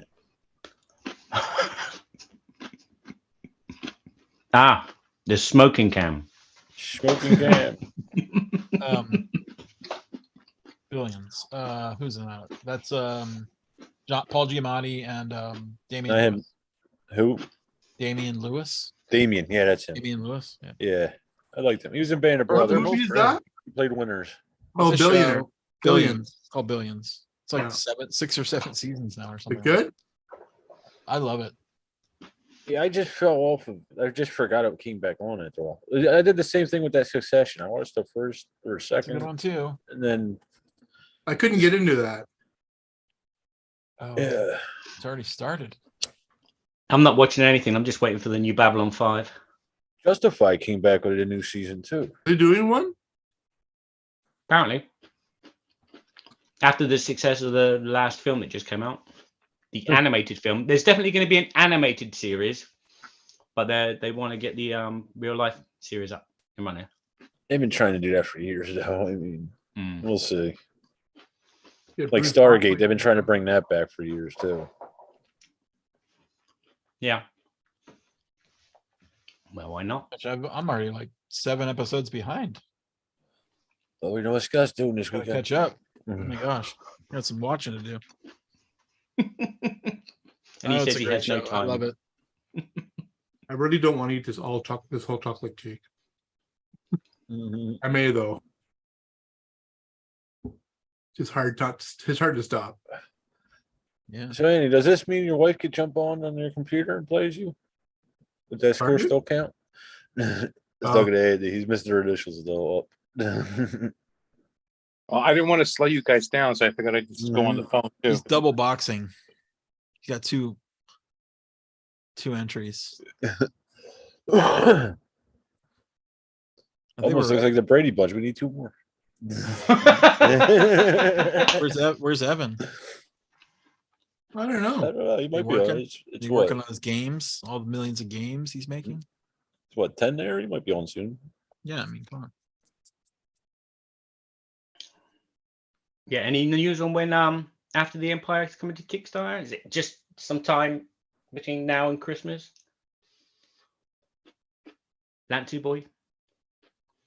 He's not paying attention. You know, wasn't he? He don't care about you. No. I should pay attention to you though. He should. You're Yeah. always on your phone. Fresh content. Uh-oh. It's your turn, Lance. Was that sushi? 30 packs. How many packs are there? 24. Let's see here.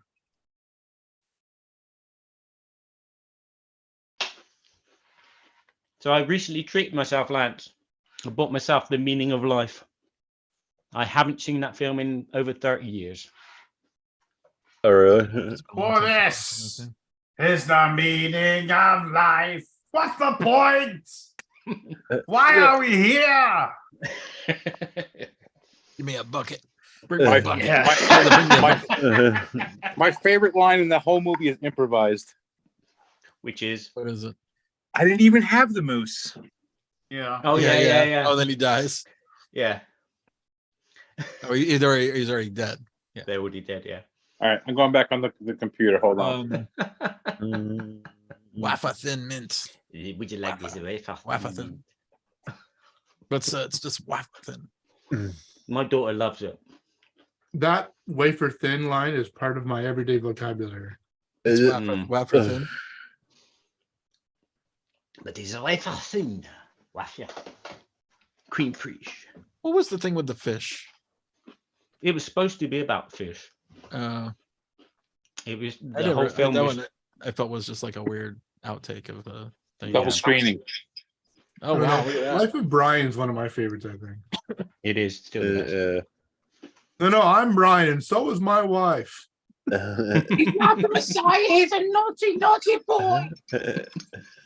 Yeah, so we've been having a Monty Python run here. It was just a case of, oh, I haven't got The Meaning of Life. We've just watched all 4 seasons. Yeah, let's see. It's like, why are we here? What's life all about? Is God really real? Or is there some doubt? Well, tonight we're going to sort it all out. For tonight, it's the meaning of life.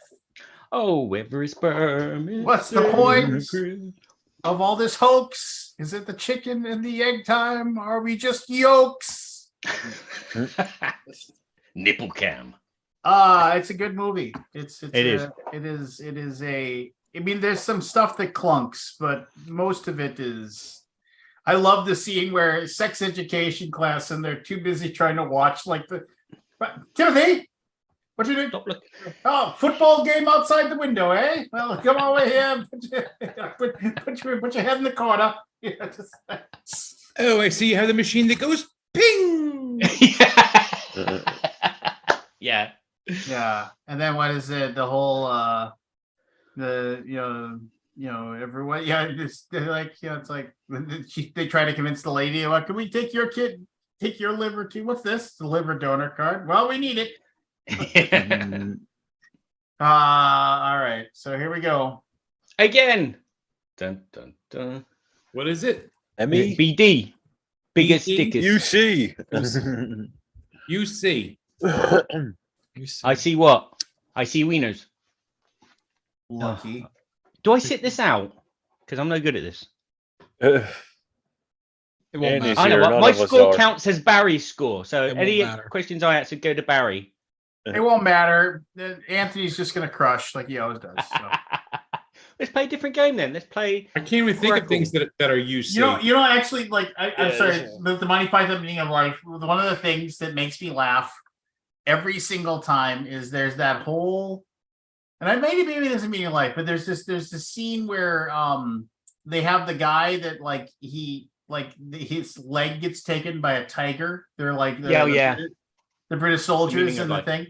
And but there's the scene like there's all these like Zulu warriors and British soldiers just fighting, being murdered all around, and John Cleese is like trying to shave, and he's at the mirror hanging in the tree, and all of a sudden like a spear or a bullet breaks the mirror, and he's just like, and he has this absolute look of contempt. He just looks off to the side. Then he picks up one little sliver of it and it just gets. I'm not allowed to go to petting zoos because I will scream out, "Ayudo, eres lamas!" I will. I just the look on John Cleese's face of just utter contempt that they broke his mirror is just so good. Anyway, here we go. Started in the 1970s. Have designated codes. Often utilize the color red.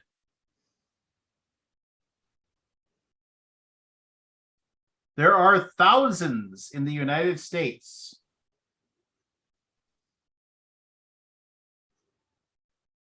Some are open 24 hours a day, 7 days a week.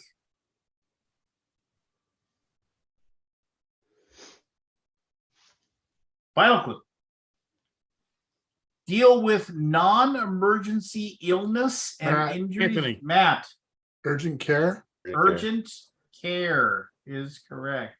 That's it. Game's over. Matt wins, everybody. I missed the first one last game too. Remember? The master has. Yeah, that's true. Anthony throws the gauntlet down. I came out like Aaron Rodgers. Here it comes, Matt. Here we go. Number one. Connected to diagonal lines. Often connected to tape.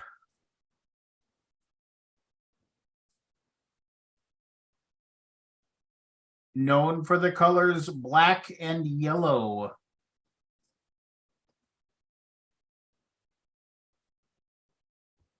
Michael Douglas said this before shooting a bazooka.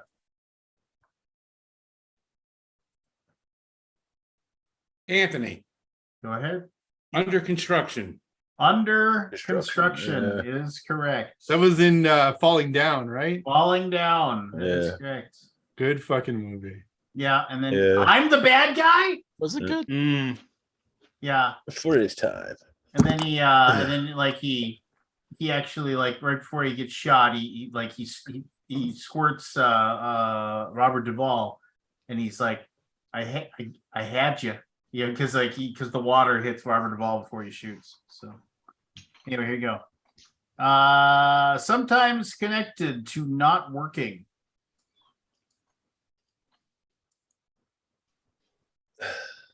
Often based on birth.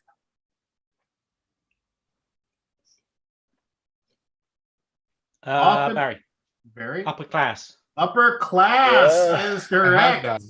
I had Yeah. upper crust in my head for some reason. Did you? Yeah, I had that as Obviously, well. it's the same but- thing. or ugly cock. The Ugly cock. line Michael Douglas said, yeah, it's like, you couldn't just let me walk through, could you? Well, now you're gonna die wearing that stupid hat.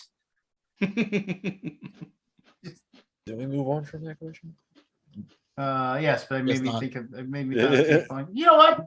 What? I'm in charge of the goddamn game. What? I'll say whatever I want. Peckerheads. Here we go. Sometimes referred to as standard. Anthony, Go ahead. uniform code. Ah, Yeah.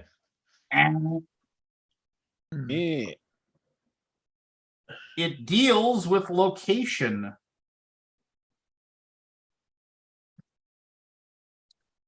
Mostly refers to two men.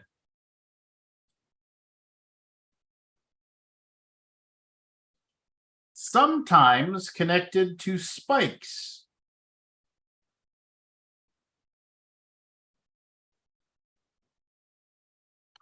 Includes a snap.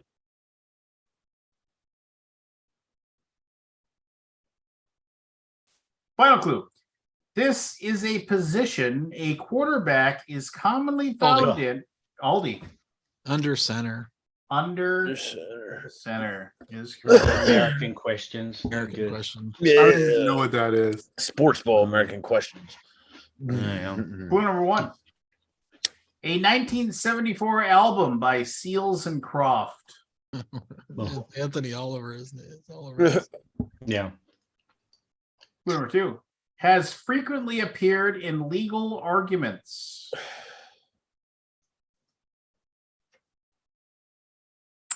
Clue number three. It's a stage.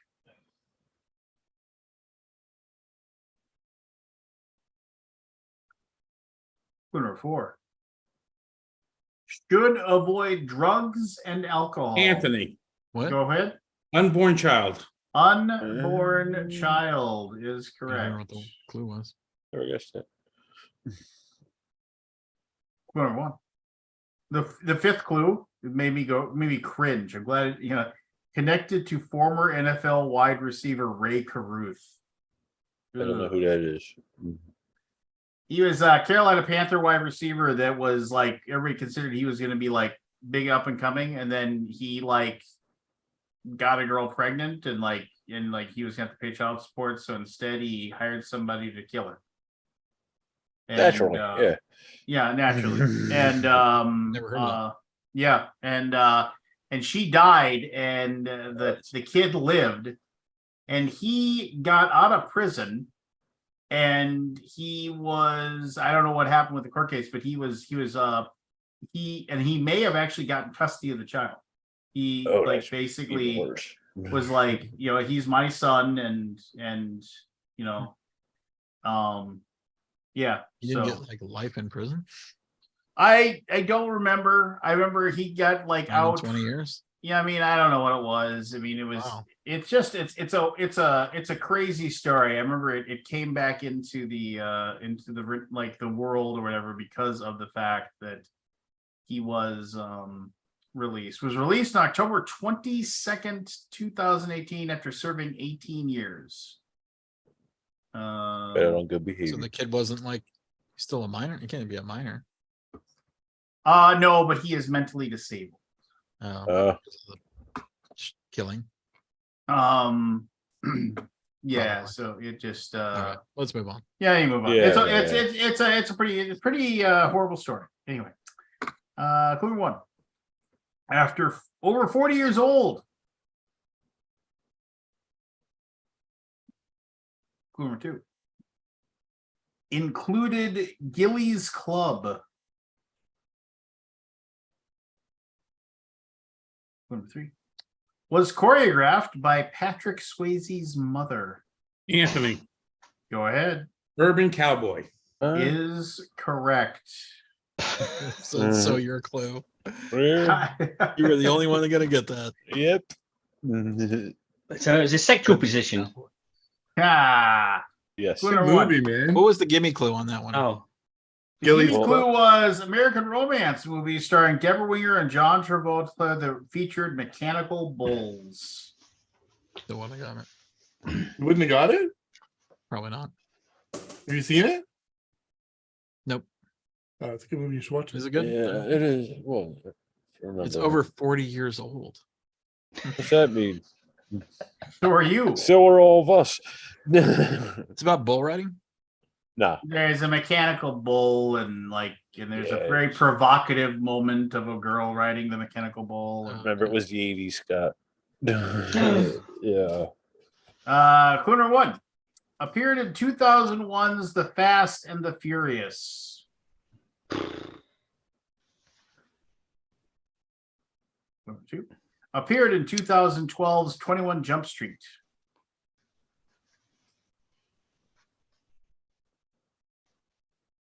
Clue number 3 appeared in 2006's The Departed.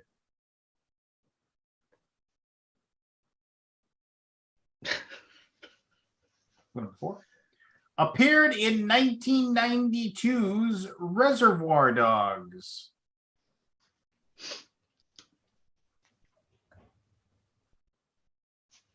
Number 5 often use an alias.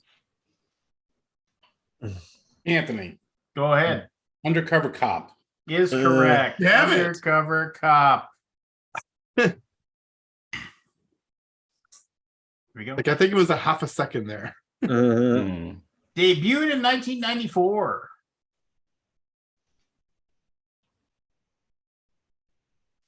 Connected to Kanye West, Dave Matthews, and Smashing Pumpkins.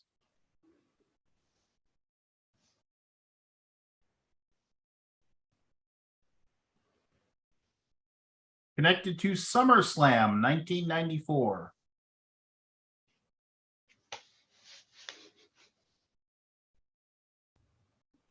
Connected to the 1996. Anthony, Go ahead. Uncle Cracker. I That's a K. I think yeah, it was a kid. will complete a redo. Clue number 4. Connected to the 1996 Democratic National Convention. I don't think it would be Uncle Cracker. Uncle Cracker was almost right. Clue number 5. Connected to Stan Mikita, Michael Jordan, and Bobby Hull.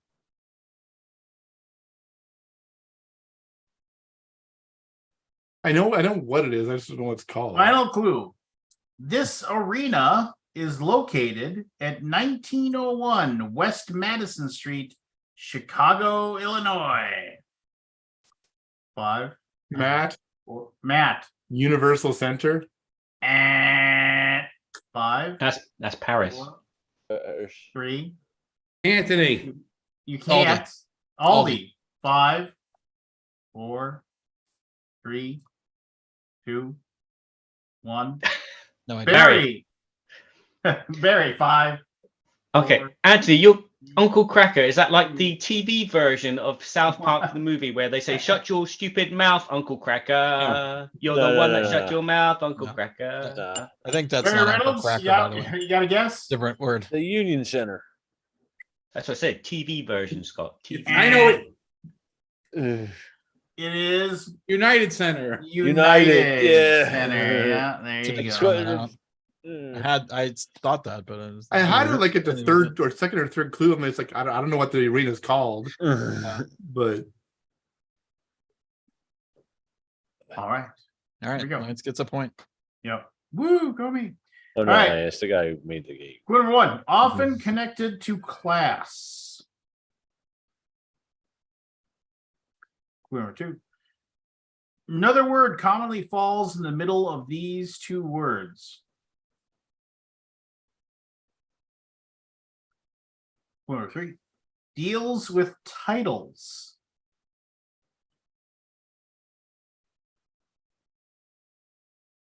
Clue number 4. Is often associated with belts.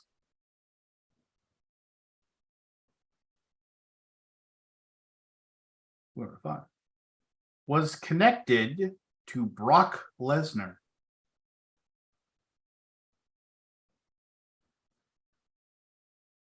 Anthony, Go ahead. undisputed champion. Undisputed champion. I had the champion. I couldn't think of the U word. Just commonly used to describe heavyweight boxers who all hold all major titles. He's the reigning, defending, undefeated, undisputed champion of the world. Okay. Yeah. X-parrot. That's how Brock Lesnar was always introduced in by Paul Heyman. Ladies and gentlemen, my name is Paul Heyman. Clue number 1. There is a metaphoric one involving Sandra Bullock in 2013's Gravity. Aldi. Go ahead. Umbilical cord. That is correct. Well done, sir. Well done indeed. Nice. Good film. Something popped in my head. Yeah. You got 4 left. Oh. Matt Could can still tie. win. I Barry can win. tie. I can tie, and Aldi can win. Let's do it. Let's go. In a sense, Andre the Giant refers to this in 1987's The Princess Oh my Bride. God. I'm never gonna get this. Clue number 2 is sometimes connected to cards. Cards with a D. Cards. Okay. Clue number 3. Often connected to flags.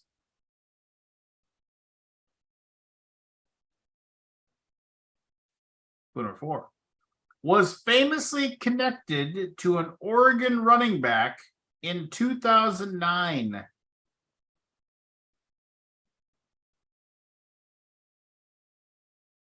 Clue number 5. Can include kicking, fighting, or taunting.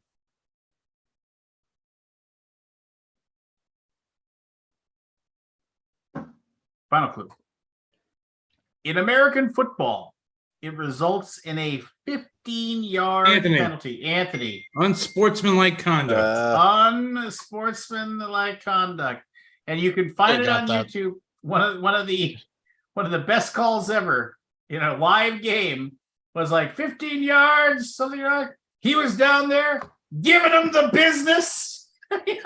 Just like What's that from? it's a ref in an actual game. He would say there, he's like, it's so and so there. He was down there, and he actually motions like punching. He was down there giving him the business. If in doubt, give him a clue about sport, American sport. That'll wrap this up. Well, it's created by a guy who runs a sports channel.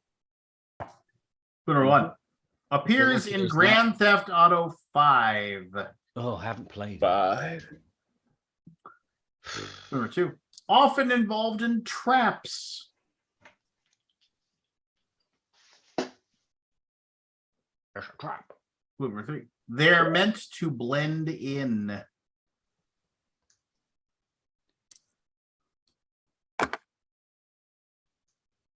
I like how Kabuki Kid said this box has a lot of sports. And we just did the first one off the new box. How do we know it is? Number 4, often utilized in gang suppression.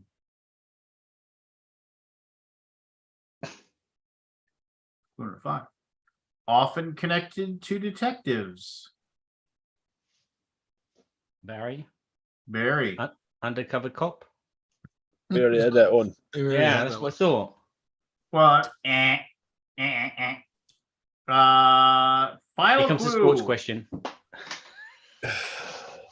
Often used to catch people speeding without sticking out. 5, 4, 3, 2, 1. Aldi. 5. Something camera. No, not 5, camera. 4, 3, 2. Barry. Unmarked car is correct. Well done, sir. Well done. And your final question, Karl Marx, to win this luxury sofa. Who won the World Cup in 1947? This lounge suite, I believe, was the lounge suite. Forlorn. I don't know. Number 1, 2 left. Can be. That's how I feel, though. It's like, bloody, come on, give me a question that I can answer. Can be 1 word, 2 words, or hyphenated. Ugly cock. I'm gonna stick with that. Number 2. Can imply anger or surprise. Surprise and fear. Fear and surprise. Among star weaponry. Clue number 3. Connected to typing. Anthony, Anthony. uppercase. Correct. Yeah. Final one. Here we go.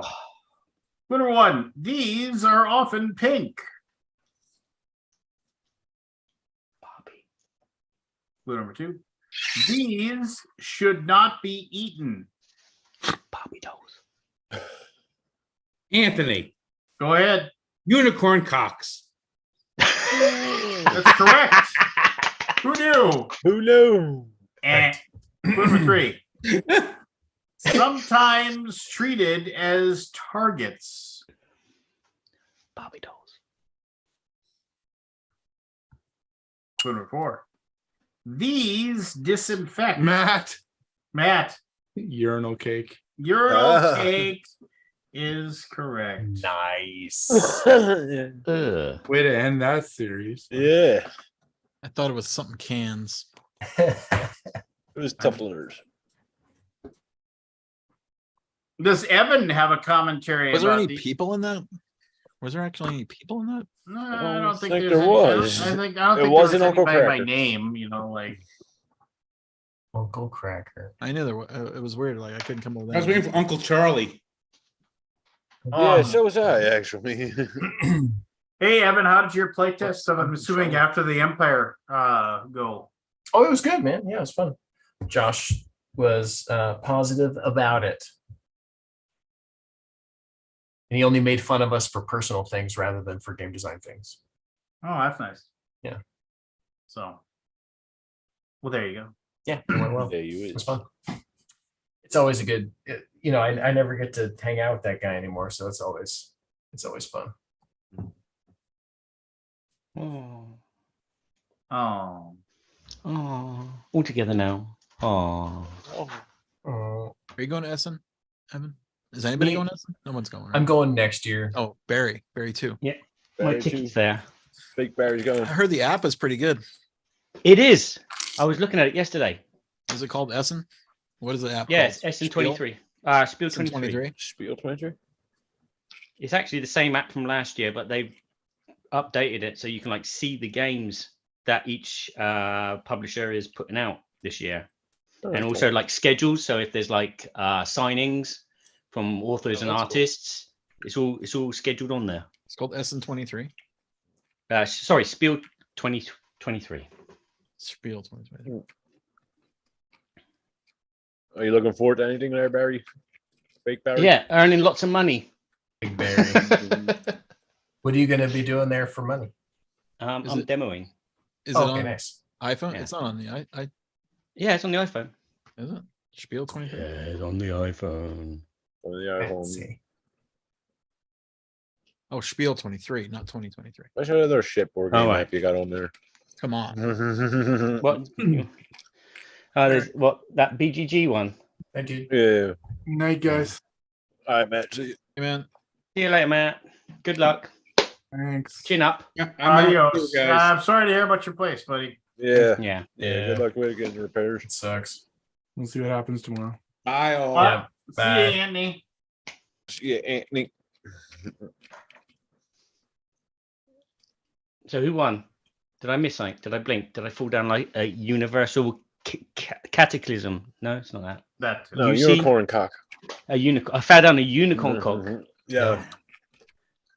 Mhm. Oh, let me put the chat back up. Oh, Yeah, I wanted to go to Essen, but then, yeah, I'm gonna wait till next year when I'll have one or two games to actually like demo and do stuff with.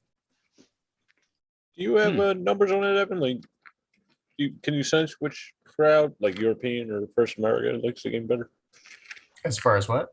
Who likes the game better, Europeans or Americans? Or Well, oh, after the Empire? yeah, Oh, I think it has sold significantly more in the U.S. than anywhere else. yeah, I would assume Yeah. so. yeah, But I I mean, can't find it. I can't find it in Europe. Really? Yeah. No.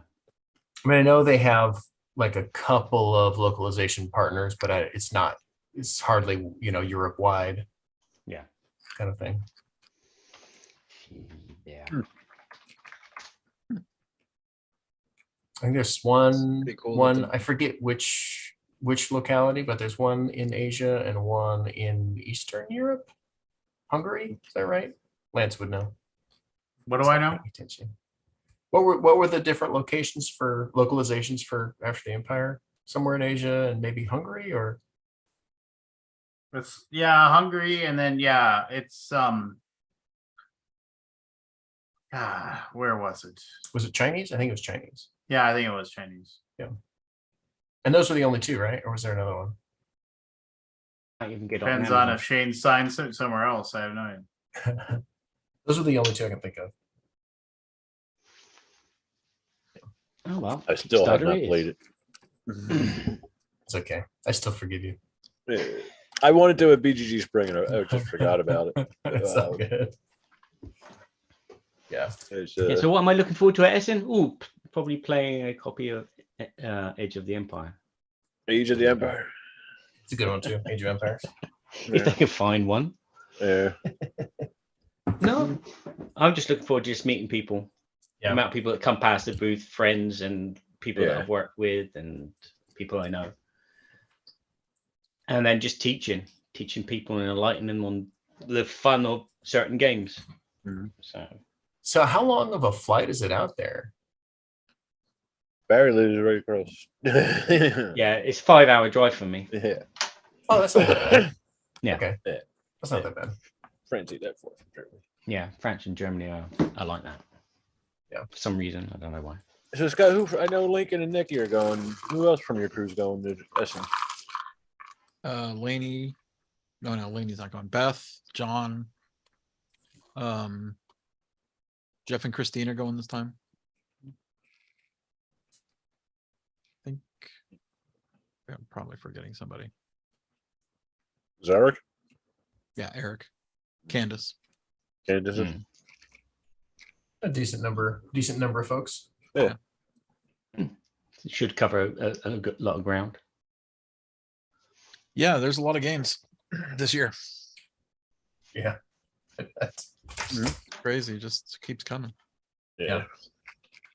Just keeps that water keeps flowing. Keep flowing. I mean, which is good. Yeah. Exciting. Is there a sense in the industry? Because I know for 5 to 10 years though, it was just there. It was like just growth as far as like total player base. Is there a sense in the industry whether that's kind of waning again or still just growing like gangbusters? How do you measure that? Yeah. I don't know. Looking back, I mean, like when I Great started Fox getting Games there, is it still was in business, so I mean, it must be yeah. doing okay. Mhm. Right? Exactly. What about subs on BGG? Are they going up? A lot of we're at 3.46 million users. Yeah, but is it like Sure a we're- steady I'm not climb, where or we is get it? 3 million? Yeah, it's pretty steady. Yeah, as far as like acceleration, is it doing one over the other? It's steady. Just steady. Wicked. We had a big burst in 2020, like big Yeah. burst, A lot of I people bet, did. yeah. which I'm sure most of those users are long gone. But Yeah. let me look. I don't really, I don't obsess on this stuff. It's just Right. I don't want the time. We registered 26,000 users in August. What is that average, high, low? You don't know. That's the highest of the year. Oh no, it's a little lower than March. March was 26,599. Okay. And then February was 25,899 and January was 36,000. So I guess it's gone down over the, January is a Yeah. big time because it's the holidays and Christmas. stuff. Yeah. Right. People have time off. December was Cooped 31,000. Wow. Yeah. 31. Yeah, and this month- everyone's received a copy of Monopoly, and now that Hasbro are putting their little thing. Oh, please go to Board Game Geek and vote us 10 out of 10. What's that? They're making a comeback. They're making Oh, a comeback. Monopoly? Yeah. Monopoly.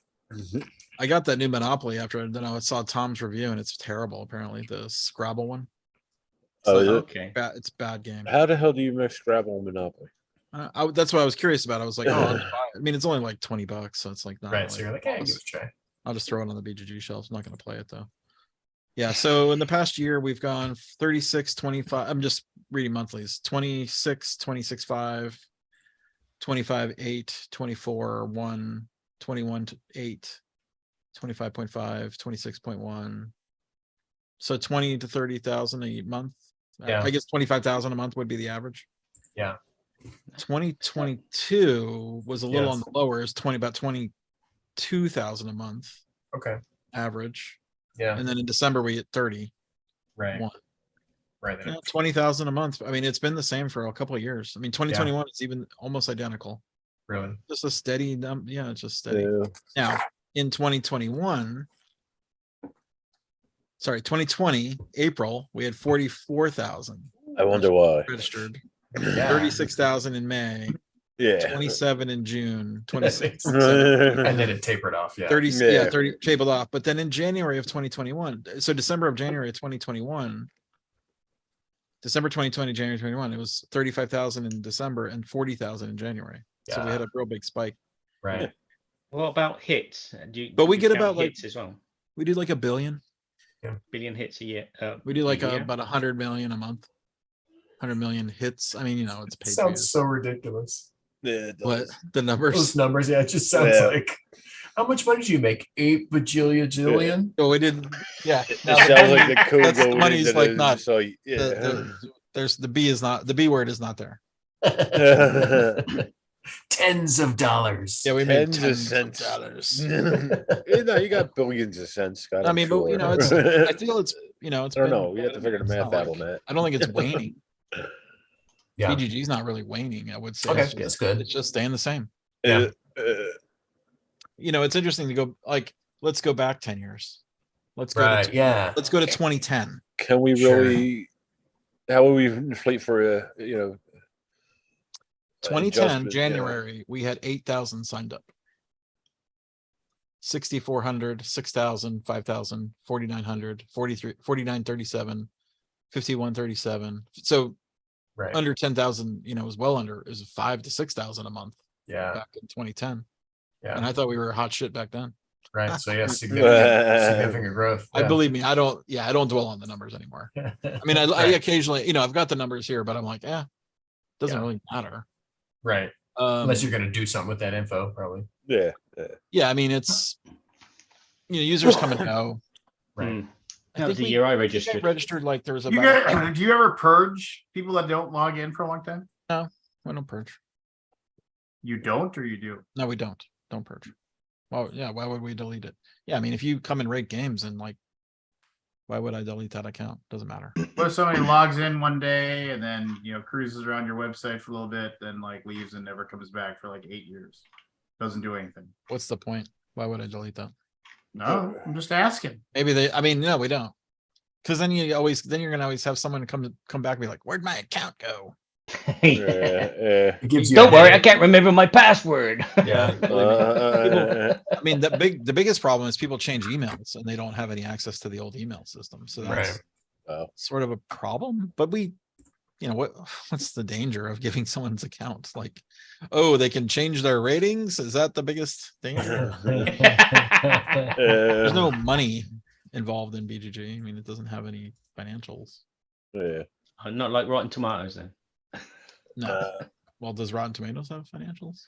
I saw a video that they reported that some of the reviewers were being paid to give positive reviews. Really? Well, yeah, we're not that big yet. I mean, believe me, the board game industry doesn't have that much money. If you're going to pay a couple $100 or 1,000 to pay someone to rate a game, you probably should just make the game better. You would think. Or promote the game more. Yeah. Yeah, I don't know. But I've not really. Now, I will say engagement on the website has dropped. Yeah. Lance is the first to tell me it ain't like it used to be. Well, it ain't like it used to be. Thank you, Lance. People are scared. But I think most internet stuff is anyway. I mean, Facebook has crushed every form. They've taken all the engagement. Yeah. Right. Yeah. You want to go to Facebook? Dude, people go on Facebook and spend the entire day on there. I Yeah. type something in on Facebook and I instantly get a response from someone who is in my circle of friends within minutes. Yeah. Yeah. Minutes, Yeah. not days. All the geek gold is worthless. Scott, Fool's gold. It's fool's gold. Kabuki. Anyway, Scott, I'm curious. Can you tell, like, how long a new, user's on like how much they use it? And I'll show you how long, but how much they use it. not really. We don't. I'm Really, curious I don't if really care. I'm curious if the new people come on use it, as much as like. Oh, how long do they stay on? Yeah, I don't know. Yeah. Not even that. Like, how much do they actually use for it? You just says signing up to see what it is and then taking off or something like that. I don't really track that. Yeah, I was just curious. I mean, we try to make the site as usable as it can be, Yeah. and all the content. I mean, Yeah. cool. There's a lot of content flowing into BGG still. I mean, it's like 800 is. images are in the queue right now to get approved. It's like Yeah. that behind. And then like I think there's like 100 or 200 videos a day uploaded and tons of posts and stuff. I mean, I was surprised. Remember when I posted a video for Card Custom Maps East and West? There was a day between I did them two uploads. There was 14 pages of videos on the forum posted between that time. It was less than a pages, day. and there's like I think 40 or 50 videos a page. So that's a lot. And 90% of them are box openings.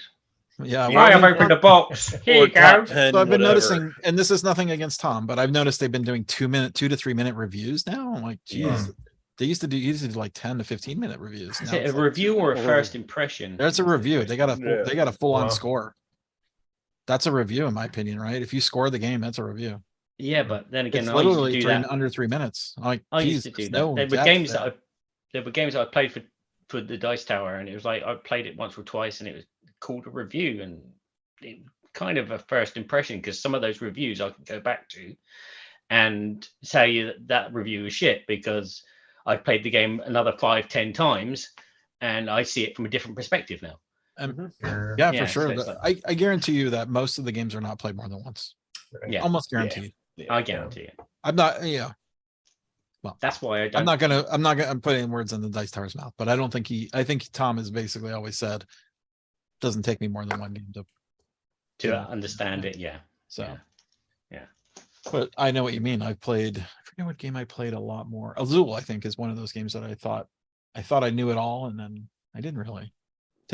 Took a lot of plays to sort of find it. Maybe I'm not. Azul. What's that? Azul.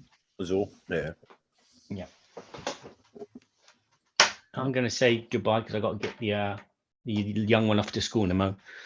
Sure. So pleasure to see you all. The young ones, you know them? You're hanging out with them? Yeah, Neil. Yes. What a bummer, dude. Rick. Take it easy, Bear. Oh, yeah. Rick's the one that died, though, right? Yeah, Rick he died. Yeah. That sucks. He does. But that's talking about the old show, The Young Ones. So. Always look on the bright side of life. There you go. All right. Adios. I think we'll wrap it up here soon anyway. It's getting late. So yeah. I had a point I wanted to make about reviews, though. What was the point? Just to know that you basically have only one chance to make an impression. Yeah. It better be a good one. Yeah. I know. It has to be stunning. The rules have to be great. Yep. Production has to be on top point. And the game has to be super fun. Yeah. Only those 4 things. That's it. Yeah. I know anytime I do, because I do a lot of playtesting of other designers' stuff, and anytime one of my most consistent comments has to do with first time playability issues, and everybody comes back and they're like, oh yeah, well after your by your 4th or 5th play, this and that. And I'm like, nobody got played that game 4 times. Right. I understand. Every time I look at a rule book, it makes me mad. Right. Like if I have to go look to the rule book to figure out how the game works. Yeah. I am playing it again. Unless it's really, really, really good. And there's very few. Unless you get enough of a taste of it where you're like, okay, now I really want to get this. Yeah, exactly. But or I felt like I completely played it wrong and I maybe need to play it again because of the rule book. Yeah. Or I interpreted the rules wrong, maybe. Maybe it was my fault. If it's my fault, I will definitely give maybe a second chance if I feel it's good. But or I've been like, oh yeah, that would have been Yeah. don't know.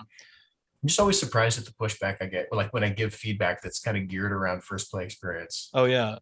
A lot of Yeah, pushback. the pushback is the people. Oh my gosh. So I've always felt we should videotape our game sessions, because I bet you designers would be horrified. Publishers would be horrified to see what we could. I mean, and that's the And I truth feel of like it, this though. is pretty common. Like it has to. Yeah. And we're That's like the truth. experienced gamers. Yeah. I mean, there's been 24 years, 25 years of board gaming, tabletop. Yeah. And all my life I've gamed, 25 Right. years, like, and yeah, I can't figure your game out, and I have to look up a rule book, and I have to, Right. it's clunky. Anyway. Yeah. Yeah. No, I mean, I agree. People don't really want to put the work in polishing, I think. No, they don't want to put. I mean, it's hard. It You is, want to get that, yeah, for sure. I mean, it's hard. It takes multiple years to get one game out, and you put it out when you need to. It's just, and maybe polishing a game is not worth it, because if you're never going to sell more than a couple thousand, it's a weird market. That polish is maybe not worth it. Right. Games these days that come out that might have in a different era turned into an evergreen are now got printed 2,000 copies, and that's it. Yeah. Anyway, perfection is the enemy of good. Right. And comparison is the thief of joy. Comparison is the thief of joy. Wow. Anger leads to hate. I get it. I like the perfect, though, is the enemy of good. I say that a lot. That is good. Yeah. The what? Perfect is the enemy of good. Yeah. I've always liked it can be cheap, fast, and well made. Or well made. Pick two. Pick two. Not anymore. Now it's pick one, man. Oh, pick one. Yeah. Today, in this day and age, it's pick that was one. actually my motto with SEPTA. Yeah, you get done right. one. Yeah. Do you want it done right? Do you want it done well? Or do you want I it honestly done don't think people blind play test anymore. Neither do I, Scott. Is that the term, blind play test? I don't even know. That is a term, and I think you're term. probably right. But I mean, right, like, Scott. I guarantee you they would find some of this stuff. Yeah. Guaranteed. It doesn't happen as much as it should. Yeah. No. I wouldn't say that it doesn't happen, but it doesn't have as much as it should. For And sure. it's not even that. It's Well- rule books. The rule book is the first thing people. And it's a lot. It's the least. And it's probably the worst focused on, fucking thing they have usually. Probably. I just went through this with the Carcassonne Big Box. Yeah, That you were saying they've not that's really. a fucking money They've grab. not tuned that rule book. They didn't do anything. No, what they think they didn't. Well, here's I the think what Carcassonne happened already is has the they sent name. in a couple proofs from the different versions of games, and they didn't proof it when it came back. It's all quality control. There's a mistake on the artwork, like for connectings on the cover. There's a mistake really? there. Oh, it's not. Oh, You got there- you got a there's castle square. going into a grass or something. It's a road going into a field. Into a field. Okay. Yeah, Dead-ended. on the cover of the game. The only difference between this and the previous version of the game, the big box version, is the artwork on the box, and the insert of the box is now cardboard instead of plastic. That is it. Oh, and the rule book artwork is different. That is it. They're all components used from other games. yeah. So, like I said, this one's a money grab. They're charging $80-$90 for this, and they're just reprinting something with new artwork on a cover in a box, not even on the game. I don't know if I'd even want new artwork on the game, frankly. Like I'm so used to, Carcassonne. I'm so used to the look that I don't know if I'd want new. I have the new version and the old version. There's not much. I mean, I actually prefer the old version with the iconography for the expansions, because in this one they blend into the artwork on a lot of the tiles, and like the first two expansions have like 24 and 18 tiles, and there's always one of the other missing in the main thing, which normally wouldn't bother me, but Jen has a fucking OCD and she's got to, I just normally just leave the two in there, Right. Yeah. But it's all quality, Yeah. Just I think I got my Bazaar Vubar today. It says, Yeah, woo! Gray Fox Games on the cover uh, or on the shipping label. I didn't open it yet. Anyway, You should play that. It's a good game. Highly enjoyable. We shall see. We Yeah, shall I see. don't have any gaming this weekend, unfortunately. I mean, I got a little bit of gaming. I'll be gaming at the library, but BGG building, but not my normal group. Oh, you don't like? They them want me to guys? teach two or three of the people wanted me to teach them Troyes, Twa. I've got to play that at some point. Where at the punching thing? Yeah, the punch party. I mean, that's a heavier game. It takes Yeah, it is. Yeah. But All right. it is a favorite. I'm tired. I'm going to bed. You're entitled to do that. See, Yeah, I am entitled to do that. Everybody, We'll shut everything down. yeah. Okay, yeah, sure. Everybody have a nice evening. We'll see everybody next week. Go back World of Midgard and back it again and again. And then buy a bunch of minis that you don't. And then buy a bunch of minis at next You'll level never encounters. use. So there you Put go. the plastic in a drawer. Yeah. Never to be seen Next again. to the paintbrush. Display it. You get your endorphins from pushing the button, and then you'll get the Yes. endorphins the day you get it come in, and then you'll get endorphins when you throw it away. Make you feel good. There you go. Well, look at all that stuff. So, I'm kidding. all right. Good night, everybody. All right.